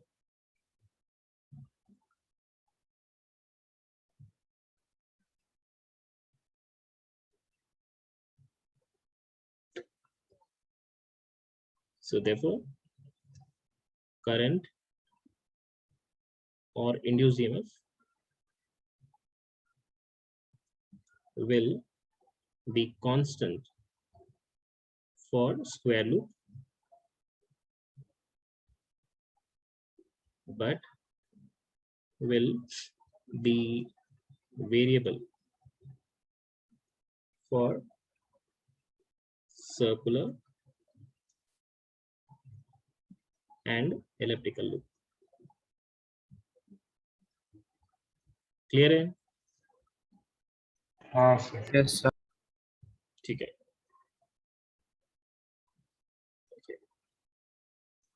अच्छा, एक और ट्राई करो आप, इसको आप खुद से ट्राई करो। यहाँ पे मान लो एक लॉन्ग करंट कैरिंग वायर है, this is a long current carrying wire, and इसके पास में हमने एक रेक्टेंगुलर लूप ले रखा है, मान लो, ठीक है, this is a rectangular. Freeze हो गया, दिख रहा है।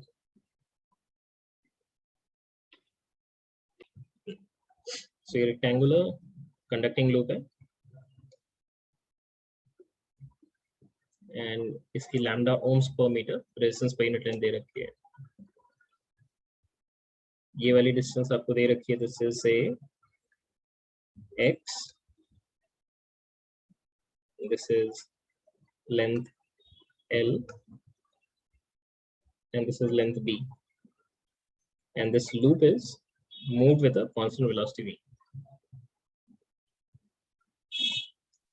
आपको ये बताना है कि इसमें ये कुछ नाम देते हैं, P, Q, R, S, तो VP minus VS and VQ minus VR, ये रेशियो कितनी आएगी आपको ये फाइंड करनी है। ट्राई करिए, देखिए क्या आ रही है, और जिसका हो जाए वो दिखाएंगे कॉपी, मतलब अपना को सॉल्व करके डाउट क्लियरिंग ग्रुप में। ठीक है, चलो मैं कर रहा हूँ अभी, देखो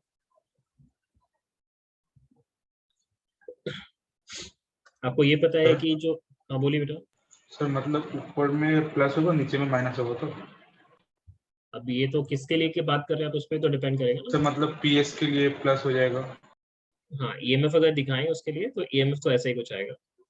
वेलोसिटी राइट की तरफ है, मैग्नेटिक फील्ड तो इनवर्ड्स है ही, ये मैग्नेटिक फील्ड ऊपर इनवर्ड्स के लिए B1, माइनस नहीं होगा तो ये V into P1 into B आएगा यहाँ पे। एंड सेकेंड वाले के लिए भी वैसे ही आपकी ईएमएफ मार्क करेंगे आप, ये हो जाएगी V इंटू B2 भी अंदर की तरफ ही है, एंड इंटू B ये आएगी। एंड ऑब्वियसली B2 वीकर है कंपेयर टू B1, इसीलिए जो करंट का डायरेक्शन होगा वो क्लॉकवाइज डायरेक्शन ही होगा करंट का। ये समझ आ रही है आपको? हाँ सर। तो अगर आप PS वाले सेगमेंट के लिए बात करेंगे तो ई माइनस आई आर करना पड़ेगा, हाँ सर। एंड क्यू आर वाले सेगमेंट के लिए ई प्लस हाँ आई आर सर। करना पड़ेगा। समझ आ रही है हाँ आपको? सर। क्लियर? तो इसका Yes, sir. Equivalent electrical circuit, मैंने आप लोगों को ये बात बोली बट आप लोगों ने तो सुना नहीं। बार बार कह रहा हूँ कि इक्विवेलेंट इलेक्ट्रिकल सर्किट ड्रॉ कर लेना, मिस्टेक्स नहीं होंगे। Equivalent electrical circuit will be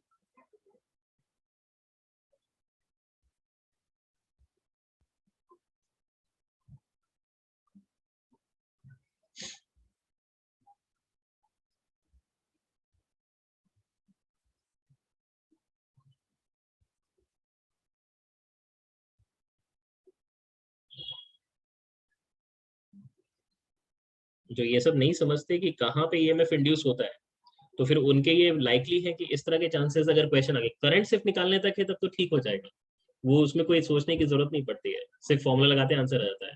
but कहाँ पे पोटेंशियल डिफरेंस कितना जनरेट हो रहा है, अगर इसका क्वेश्चन है तब तो आप सब फंस जाओगे, ये पक्का है। ये E1 है, ये E2 है, ये है lambda times of B, this is also lambda times of B, this is lambda times of L, this is also lambda times of L, and current हमने इस तरफ दिखा रखी है। So E1 is V into magnetic field B1, which is mu naught I divided by 2 pi into X, and into length, which is B, and E2 is V into mu naught I divided by 2 pi into L plus X, and into B. So therefore EMF of loop, that is E1 minus of E2, and that becomes mu naught I divided by 2 pi, common out कर लेते हैं, and VB भी common out कर लेते हैं, यहाँ पे हो जाएगा 1 by X minus of 1 by L plus X हो जाएगी। तो इसको आप लिख सकते हो mu naught I into VB, L plus X minus X becomes L divided by 2 pi into X by L plus X, and therefore potential difference PQRS, P, Q, R, and S. So Vp minus of Vs divided by Vq minus of Vr, that will be EMF E1 minus of I into lambda L, and divided by EMF E2 minus of I into, sorry, plus I into lambda L. Clear है? Clear है? Lambda L नहीं होगा, lambda b होगा ना, lambda b, sorry lambda L लिखा मैंने, lambda b होगा। ठीक है, क्लियर है सभी को?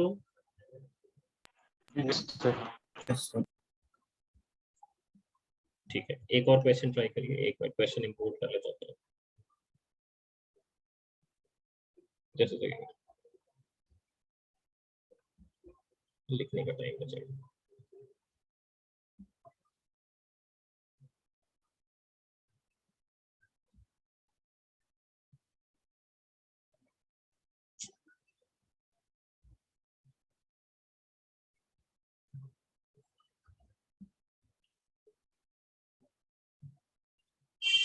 क्वेश्चन रीड कर पा रहे हो आप लोग? Is it readable? Yes, sir. Yes, sir. ठीक है, क्वेश्चन को लिखने की जरूरत नहीं है, बस सॉल्व करिए इसको, लिखिएगा बाद में, जब पीडीएफ भेज दूंगा तब लिख लीजिएगा।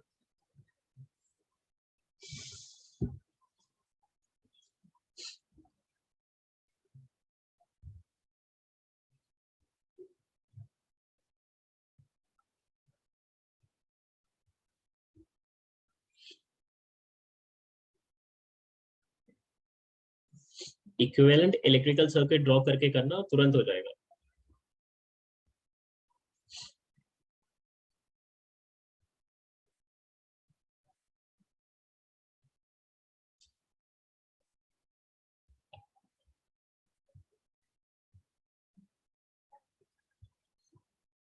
मैंने अटेंडेंस के लिए एक पोल भेजा था बेटा, 5 लोगों ने रिस्पॉन्ड नहीं किया, प्लीज आप लोग वो पोल पे रिस्पॉन्ड कर दीजिए।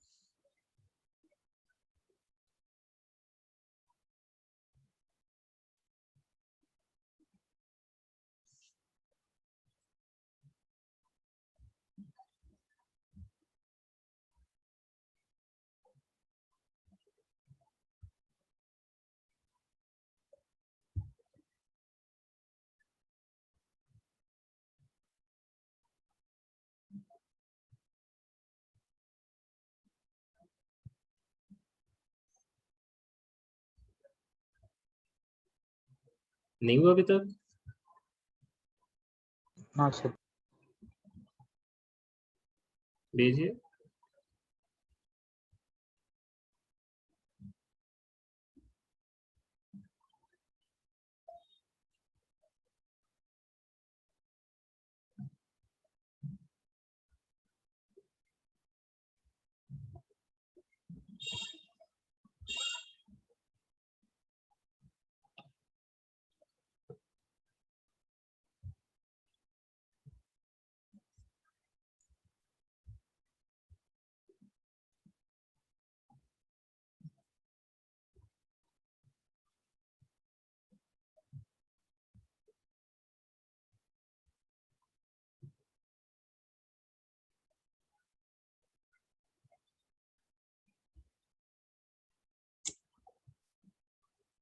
गलत किया बेटा आपने, सर्किट सही ड्रॉ करके भी गलत किया आपने।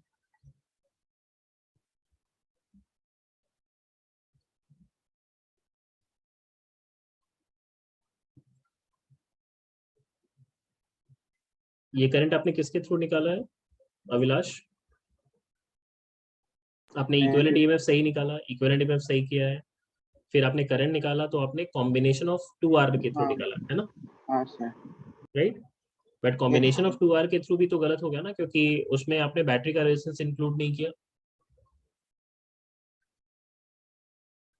है, नहीं है? हाँ हाँ हाँ हाँ सर। राइट, बैटरी का रेजिस्टेंस आपका इंक्लूड नहीं हुआ तो वो गलत हो गया वहां पे, ड्रॉप होना चाहिए था। वहां पे गलत हुआ। और दूसरा ये भी हो गया कि आपको करंट वो तो निकालने नहीं बोला था, बैटरी के थ्रू कितना फ्लो कर रहा है। आपको करंट निकाला था इंडिविजुअल ब्रांचेस में, तो जो टोटल करंट आप बैटरी के कॉम्बिनेशन के थ्रू निकाला है आपने, उसके बाद उसका हाफ करना था, उसका हाफ करना था, है ना? हाँ सर। ठीक है, जान के भी गलत कर रहे हैं सब। ये सब इलेक्ट्रिकल सर्किट्स क्यों नहीं सॉल्व हो रहे हैं आपसे? एंड बाकी तो रिस्पॉन्ड ही क्यों नहीं कर रहे हैं, मुझे नहीं समझ आ रहा है, बाकी लोग क्यों नहीं रिस्पॉन्ड कर रहे हैं? अब और कैसे रिस्पॉन्ड करवाएंगे आपको बताओ? अब कैमरा ऑन रखना मैंडेटरी करवा देंगे, फिर आप सभी रिस्पॉन्ड करना शुरू करोगे। V2 into B into L, V cross B, and दूसरे के लिए नीचे की तरफ आएगा। फ्रीज कर दिया। फ्रीज कर गया? नहीं तो नहीं, स्क्रीन में एक्टिविटी दिख रही है मुझे। हाँ सर, अब आया ठीक है। ठीक है, स्क्रीन में एक्टिविटी, क्योंकि यहाँ पे अगर आपके वहाँ फ्रीज होगा ना तो मेरे को यहाँ पे भी दिख जाता है फ्रीज हो गया, क्योंकि मैं भी बेसिकली आईपैड में जो लिख रहा हूँ वहाँ पे डेस्कटॉप में बेसिकली मुझे दिखता है यहाँ पे डेस्कटॉप में, तो मेरे पास अच्छा वहाँ सर, पे भी ठीक है। ठीक है सर। ओके, तो अभी इसका इलेक्ट्रिकल सर्किट अगर इक्विवेलेंट ड्रॉ करते तो हमारे पास सिचुएशन कुछ ऐसी हुई होती। यहाँ पे एक रेजिस्टेंस, फिर इस एंड पे भी एक रेजिस्टेंस है, ये कनेक्टेड है यहाँ पे, फिर बीच में एक बैटरी एंड रेजिस्टेंस है, एंड यहाँ पे भी एक बैटरी एंड रेजिस्टेंस है।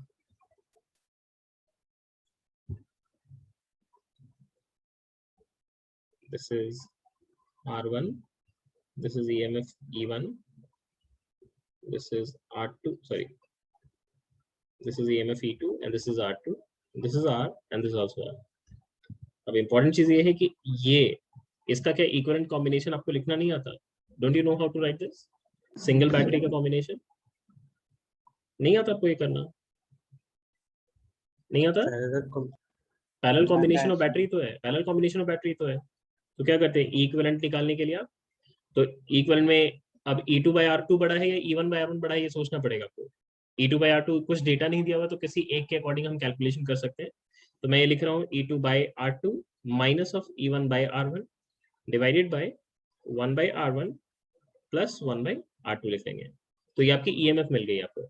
अब ये EMF जब हमने दिखाया है इसको, तो this is basically equivalent to हम क्या मान रहे हैं कि बीच वाले ब्रांच में हम एक सिंगल बैटरी लगा रहे हैं। इसको भी हटा देते हैं।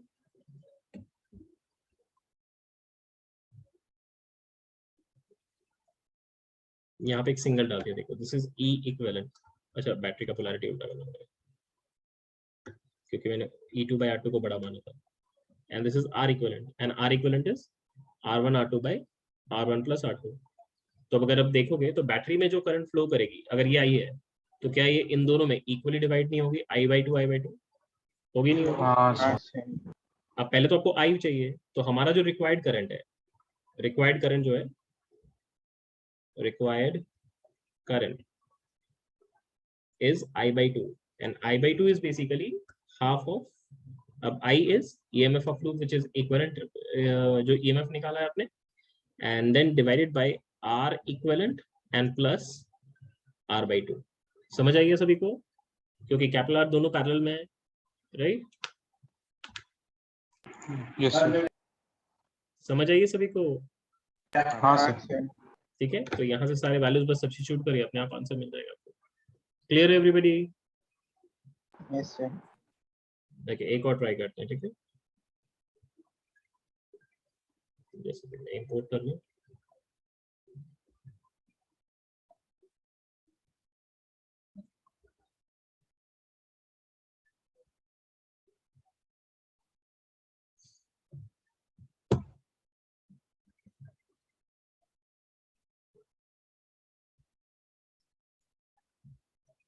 ये आसान है, करिए इसको, देखिए क्या रहा है,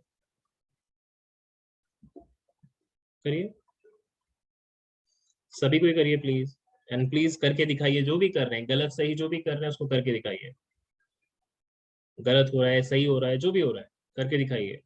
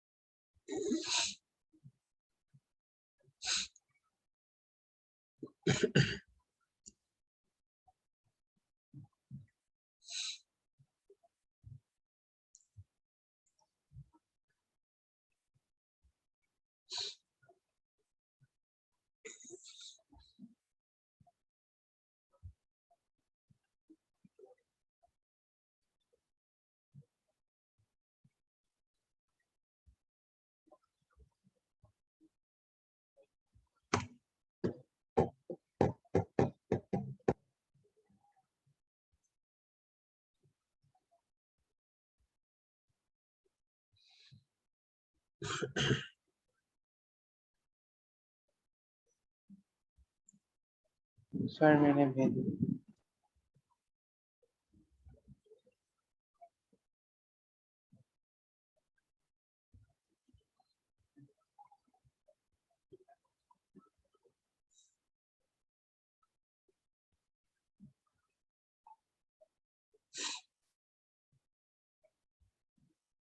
ठीक है, ठीक है। Okay sir.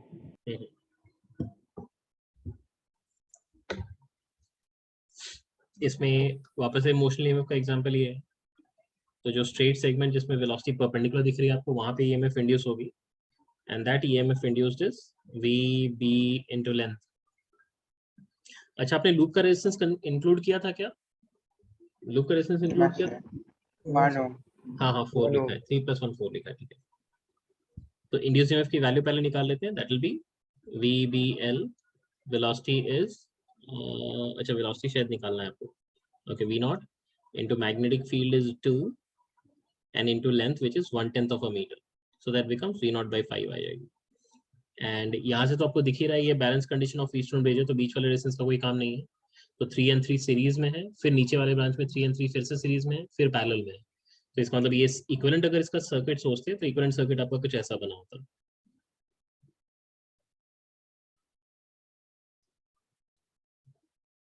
यहाँ पे ईएमएफ है ई का, एंड रेजिस्टेंस है आपका लूप का कितना टोटल, रेजिस्टेंस टोटल कितनी है दिया हुआ था ना, 1 ओम। 4 ओम। 1 ओम से बेटा, 1 ओम से, एंड यहाँ पे 3 ओम से। तो यहाँ पे करंट आपकी आई फ्लो करेगी। आपको करंट चाहिए थी कितने की, 1 मिली एम्पियर, मतलब 10 to the power -3 ampere, and that will be equal to EMF, which is V0 by 5, and divided by 1 plus 3, which is 4. So therefore, V0 becomes 4 into 5 is 20. 20 into 10 to the power -3 metre पर second. अगर 100 से multiply कर लेंगे तो ये आ जाएगा 2 centimetre पर second आना चाहिए। 2 सेंटीमीटर पर second will be the answer. ठीक है, क्लियर है? क्लियर है? नहीं आया है। आया है? हाँ सर। ठीक है, अच्छी बात है, अगर आया तो अच्छी बात है।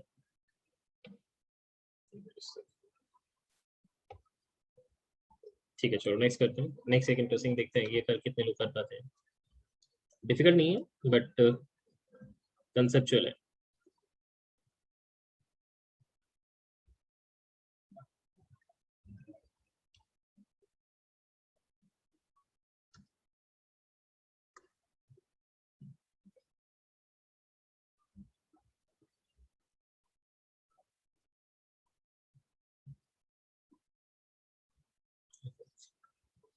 ये एक रेजिस्टेंस आर है और ये सर्कुलर लूप को हम कांस्टेंट वेलोसिटी v से मूव करा रहे हैं। मैग्नेटिक फील्ड आपकी b दी हुई है। This is a circular conducting loop of radius a and loop resistance small r, ये दी हुई है। आपको ये बताना है करंट कैपलर में कितना होगा, करंट थ्रू कैपलर ये कितनी होगी आपको फाइंड करना। देखो कितनी आ रही है आंसर।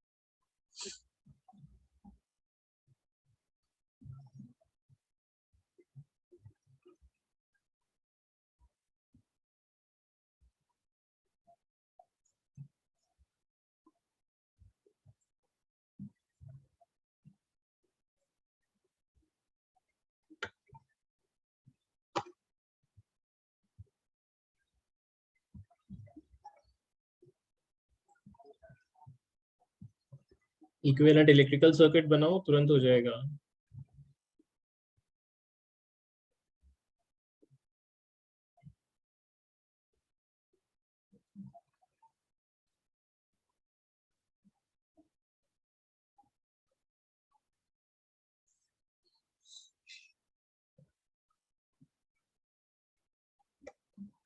इक्विवेलेंट इलेक्ट्रिकल सर्किट में एंड टू एंड कनेक्शन ही मैटर करता है ना। आपको याद है इफेक्टिव लेंथ का कंसेप्ट, राइट? हाँ तो जो right half of semi circle है and left half of semi circle है, दोनों का इफेक्टिव लेंथ तो सेम ही है। हाँ तो इसमें अगर इंड्यूस ईएमएफ अगर हम दिखाते हैं यहाँ पे ई का, तो ऑब्वियसली इस पार्ट में भी आपका ईएमएफ इंड्यूस ई का ही होगा, right? And this E is v b into length, effective length, so v b into 2 times of a effective length, right? है ना, राइट? हाँ सर। तो इक्विवेलेंट इलेक्ट्रिकल सर्किट इसका कैसा दिखेगा आपके पास? यहाँ पे एक एक्सटर्नल लोड रेजिस्टेंस है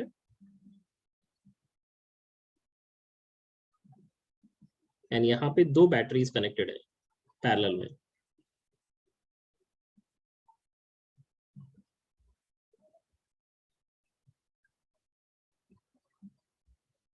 देखो तो क्या यही केस है? EMF E and resistance R/2, क्योंकि लूप का रेजिस्टेंस R दिया हुआ है, तो हाफ ऑफ लूप का रेजिस्टेंस R/2 हो जाएगा, एंड ये आपका कैपलर है। तो ये वाले के लिए इक्विवेलेंट कॉम्बिनेशन कितना है? इसके लिए इक्विवेलेंट ईएमएफ कितनी है?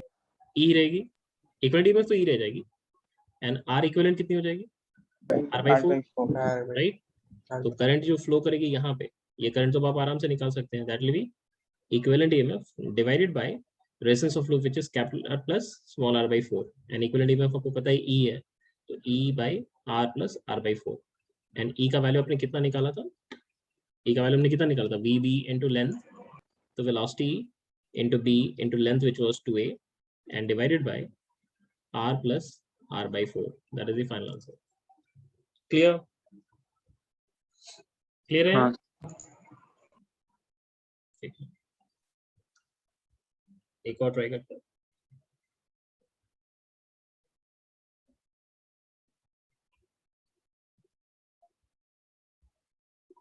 तो पिछले में एक आर से आया था, ए रेडियस है उसका, तो आर था ना?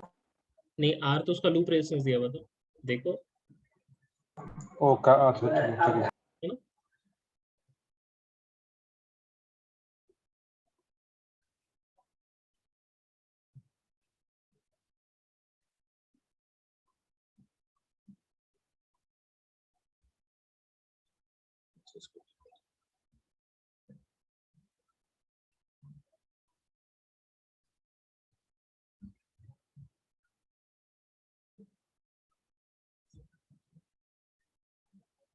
Just सोचने दीजिए।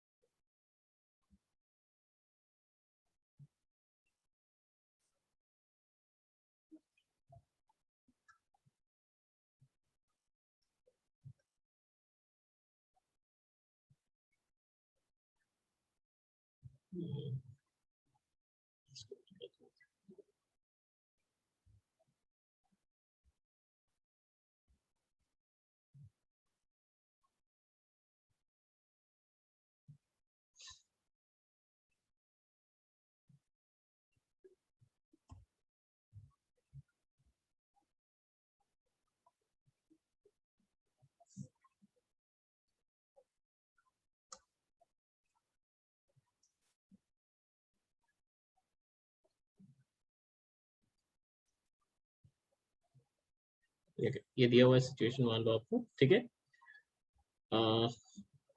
ये वाले रॉड्स आपके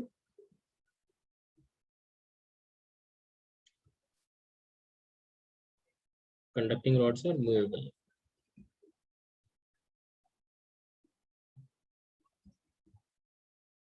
इसको कुछ नाम देते हैं PQRS।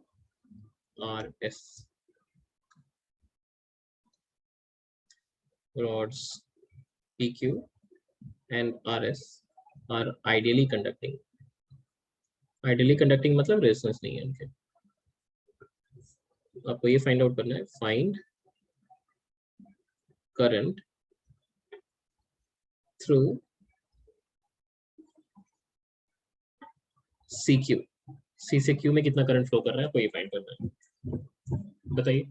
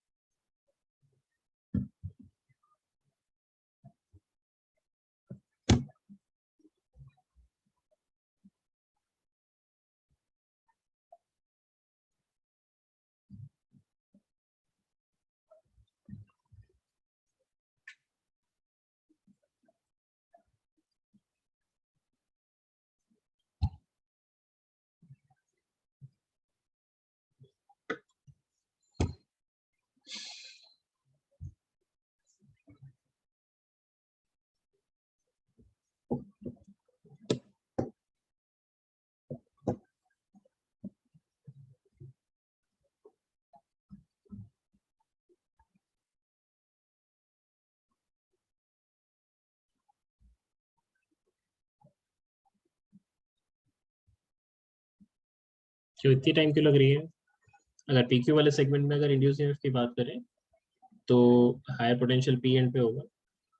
This induce EMF E1 will be VB into L. वही RS वाले सेगमेंट में इंड्यूस ईएमएफ आपकी S वाले सेगमेंट पे, S वाले एंड पे हायर पोटेंशियल होगी. That E2 will be V into B, capital B and into small b length के लिए. ठीक है. तो अगर आप देखोगे तो सिंस रॉड्स में और कोई रेजिस्टेंस नहीं है तो जो वहां का ईएमएफ है वही उसका क्या है, टर्मिनल वोल्टेज भी है. तो इसका मतलब है जो ऊपर वाला रेजिस्टेंस है उसका पोटेंशियल डिफरेंस आपको पता चल गया कितना है, E1 का है. देख रही हाँ है. सर. तो यहाँ पे करंट अगर I1 दिखाए तो that can be written as simply E1 by R. Similar logic से अगर मैं RS वाले का पोटेंशियल डिफरेंस देखूं तो वो नीचे वाले रेजिस्टेंस के पोटेंशियल डिफरेंस से मैच करेगा एंड उससे एक करंट फ्लो करेगी. और ये करंट अगर दिखाओगे आप I2 तो that will B E2 divide by R. देखो करंट का डायरेक्शन मैंने सही दिखाया दोनों के लिए. Yes sir. और ये दोनों बाय किरचॉफ करंट लॉ आपकी I1 और I2 मिलके CQ वाले में फ्लो करेगी ना. हाँ सर. That's it. सो जो करंट हमारा जो रिक्वायर्ड करंट है, जो रिक्वायर्ड करंट आई रिक्वायर्ड लिख लेते हैं, that will B I1 plus I2 and that will B E1 plus E2 and divided by R लिख लेना है. और E1 E2 की वैल्यू आपको पता है, वैल्यू सब्स्टिट्यूट कर लीजिए. सो this is VB into L plus B and divided by capital R. That will be the final answer. Clear? Yes Clear? Sir. Yes. ठीक है. ये आसान क्वेश्चन तक करना चाहिए आपको कर लिए. ओके चलो एक चीज अभी बहुत सारे एग्जांपल्स आपको दिखा दिए मोस्टली. ओके अब एक जस्ट एक छोटा सा टॉपिक आज के लिए पढ़ लेते हैं. Finding out charge phloem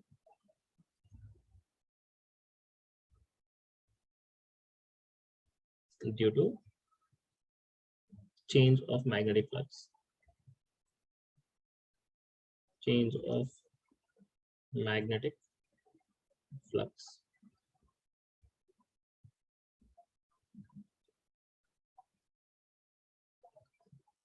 Okay.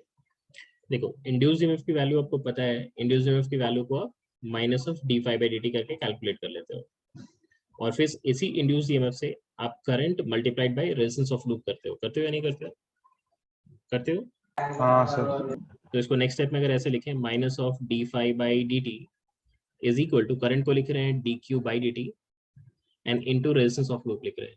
देखो dt दोनों तरफ कॉमन है, वो कट जाएगा. तो dq की वैल्यू क्या आ रही है?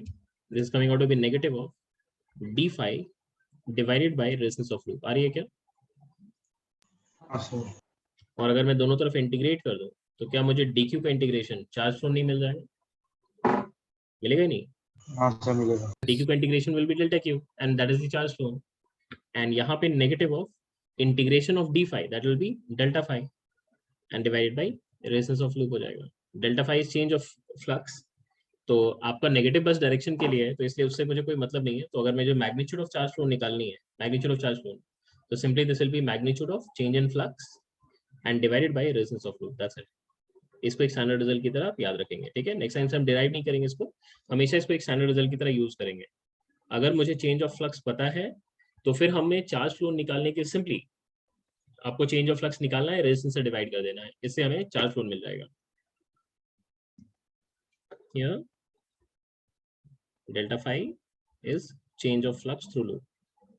Change of magnetic flux लिख लेंगे. Change of magnetic flux through loop of loop resistance R loop. ठीक है. इसको ध्यान रखिएगा, स्टैंडर्ड रिजल्ट है, इसको याद रखेंगे आप. You are not supposed to forget it. इस पे बेस करके आपको क्वेश्चन दिखेंगे ही. और इसका उल्टा भी यूज कर सकते हैं. उल्टा यूज करने का मतलब क्या है कि अगर मुझे चार्ज फ्लोन पता है, मतलब करंट से अगर चार्ज फ्लोन में निकालूं तो चार्ज फ्लोन पता है तो ऑब्वियसली चेंज ऑफ फ्लक्स भी निकाल सकते हैं. बस चार्ज फ्लोन से आपको रेजिस्टेंस ऑफ लूप को मल्टीप्लाई कर देना, उससे भी आंसर आ जाएगा. क्लियर है? सब बात समझ आ रही है? हाँ सर. जी सर. इसकी एप्लीकेशन कर लेते हैं. अगर इमेजिन करो ऐसा एक सिचुएशन है कि यहाँ पे एक यूनिफॉर्म मैग्नेटिक फील्ड है इस बाउंड्री के लेफ्ट में और यहाँ पे एक सर्कुलर लूप मान लो ले रखा है और इस सर्कुलर लूप को हम लोग यहाँ पे पुल आउट कर रहे हैं. ठीक है. This is pulled out. इसमें दो केसेस कंसिडर करना है. Case 1 slow pull and case 2 is quick pull out. आपको कंपेयर करने के लिए बोला है, compare the following in the two cases. पहला चार्ज फ्लो, दूसरा एवरेज करंट, तीसरा एवरेज पावर डिसिपेशन.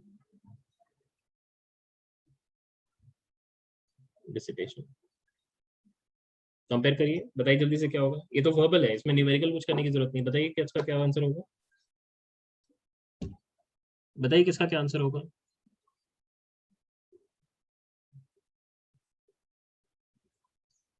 बताइए किसका क्या आंसर होगा. सर पहले वाले में तो सेम ही होगा. सेम ही होगा. गुड. पहले वाले में delta Q in case 1 will be equal to delta Q in case 2. Second वाले में रीजन जस्टिफाई कर लें इसका. Since delta delta phi Q same is for both. delta phi by r and delta phi is same. ठीक है, time involve भी नहीं हो रहा है. गुड. ठीक है, सेकंड वाले में सेकंड वाले में करंट पहले केस में कम है. कम है या ज्यादा है. अच्छा हाँ कम है, क्योंकि स्लो पुल आउट है. पहला वाला केस स्लो पुल आउट है तो टाइम ज्यादा लग रहा है. ठीक है, तो डेल्टा एवरेज करंट पहले आपको निकालनी है. तो करंट की वैल्यू जब आप निकालेंगे एवरेज करंट, तो आप लिखेंगे यहाँ पे this is delta Q divided by delta T. इसका मतलब ये इनवर्सली प्रोपोर्शनल टू टाइम है. This is inversely proportional to time, क्योंकि डेल्टा क्यू सेम है. तो इसीलिए आपकी I1 जो होगी फर्स्ट केस की जो करंट होगी that will be lesser than current in second case. ठीक है, करेक्ट है. थर्ड वाली बताइए. थर्ड वाला भी लेस ही होगा. गुड. सो पावर निकालने के लिए आपको क्या करना है, simply I square R. I square R करना है. तो जिसका करंट ज्यादा है उसी का क्या होगा, पावर डिसिपेशन भी ज्यादा होगा. इसका मतलब P1 will be lesser than P2. Correct है. समझ आ गई सभी को? हाँ Has सर. everybody understood? हाँ सर. हाँ सर. ठीक है, हाँ गुड. एक बार एप्लीकेशन देखो इसका. अगर इमेजिन करो आपको दे रखा है the induced current due to change of magnetic flux in a loop of resistance R is, इसका एक ग्राफ दे रखा है. यहाँ करंट एंड यहाँ टाइम, एंड मान लो आपका ग्राफ है sir. This is I0 and this is time capital T. उसने पूछा है find the ratio of change of flux in the time t equal to 0 to t equal to t by 2 and t equal to 0, sorry, t equal to t by 2, t equal to t by 2 to t equal to capital T. ये आपको find करनी है. ये कितनी आएगी?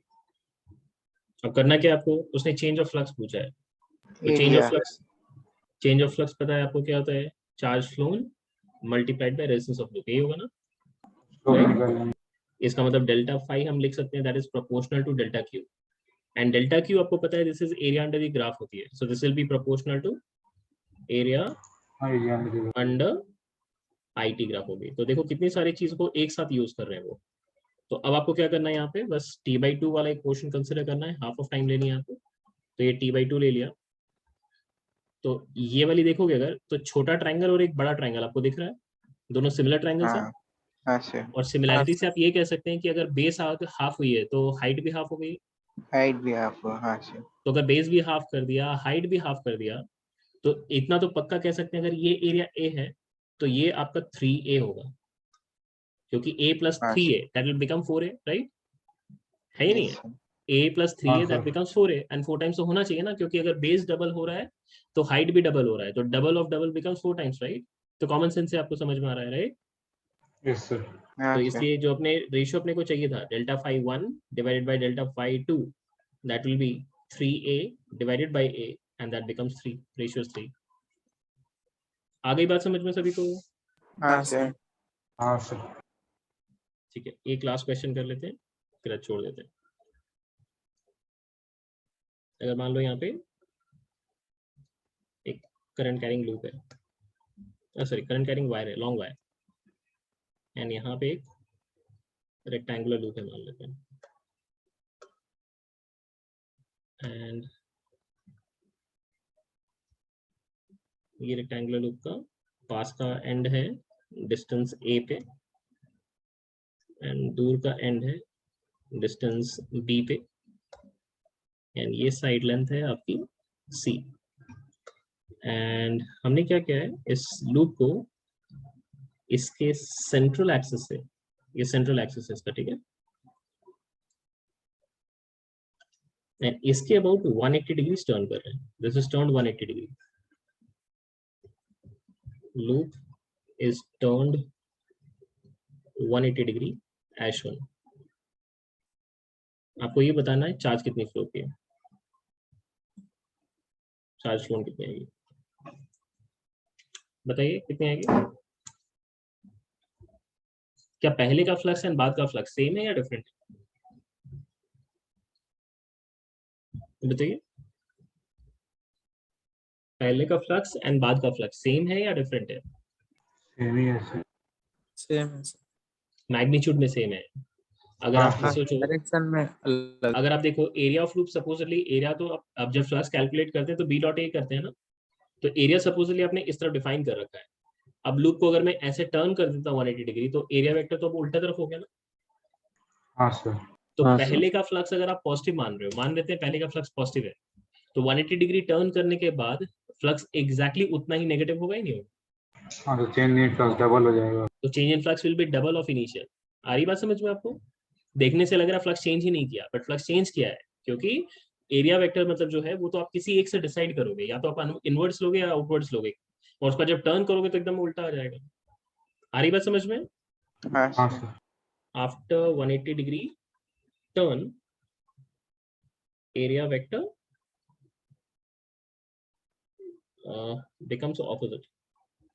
becomes opposite to initial. Therefore, change of flux, that will be twice of initial flux. अब initial flux कितनी है? यहाँ से आप इंटीग्रेट करना पड़ेगा। इंटीग्रेट करना पड़ेगा, x डिस्टेंस पे जाएंगे एंड एक पतला सा स्ट्रिप चूज करेंगे dx थिकनेस का, एंड इस स्ट्रिप में जितनी फील्ड दिख रही है आपको वो कांस्टेंट दिखेगी, तो आप लिखोगे तो that will be twice of, अब ये इंटीग्रेशन कर रहे हैं, b इंटू एरिया करना है तो b इंटू डी ए लिखेंगे, तो b इंटू डी ए लिख रहे हैं। अभी नेक्स्ट स्टेप लिखेंगे सब्स्टिट्यूट, सो b की value is mu not I divided by 2 pi x and dA is c dx, and ये इंटीग्रेट करना आपको a से लेके b तक, so this becomes twice of mu not I by 2 pi into c and into ln of b by a, ये 2 cancel out हो गई, and that becomes twice of mu not I c by pi, और 2 तो cancel out हो गया, 2 फिर से mu not I c by pi into ln of b by a, that is the change of flux. And आपको निकालना क्या था? Charge flow. So therefore charge flow delta Q कैसे लिखते हैं? Delta phi divided by R लिखते हैं या नहीं लिखते? लिखते हाँ हैं। सर अच्छा, रेजिस्टेंस ऑफ लूप नहीं दिया ना मैंने, इसमें लिख लीजिएगा, resistance of loop is R, resistance of loop is capital R, तो बस अब आपका आंसर आ जाएगा वैसे। So this becomes mu naught IC divided by 2 pi r into ln of b by a. That is the answer. Clear? Pi R. Sir pi R. हाँ, 2 फिर से गलत है, pi r. Clear है? हाँ सर। हाँ सर हाँ sir. ठीक है।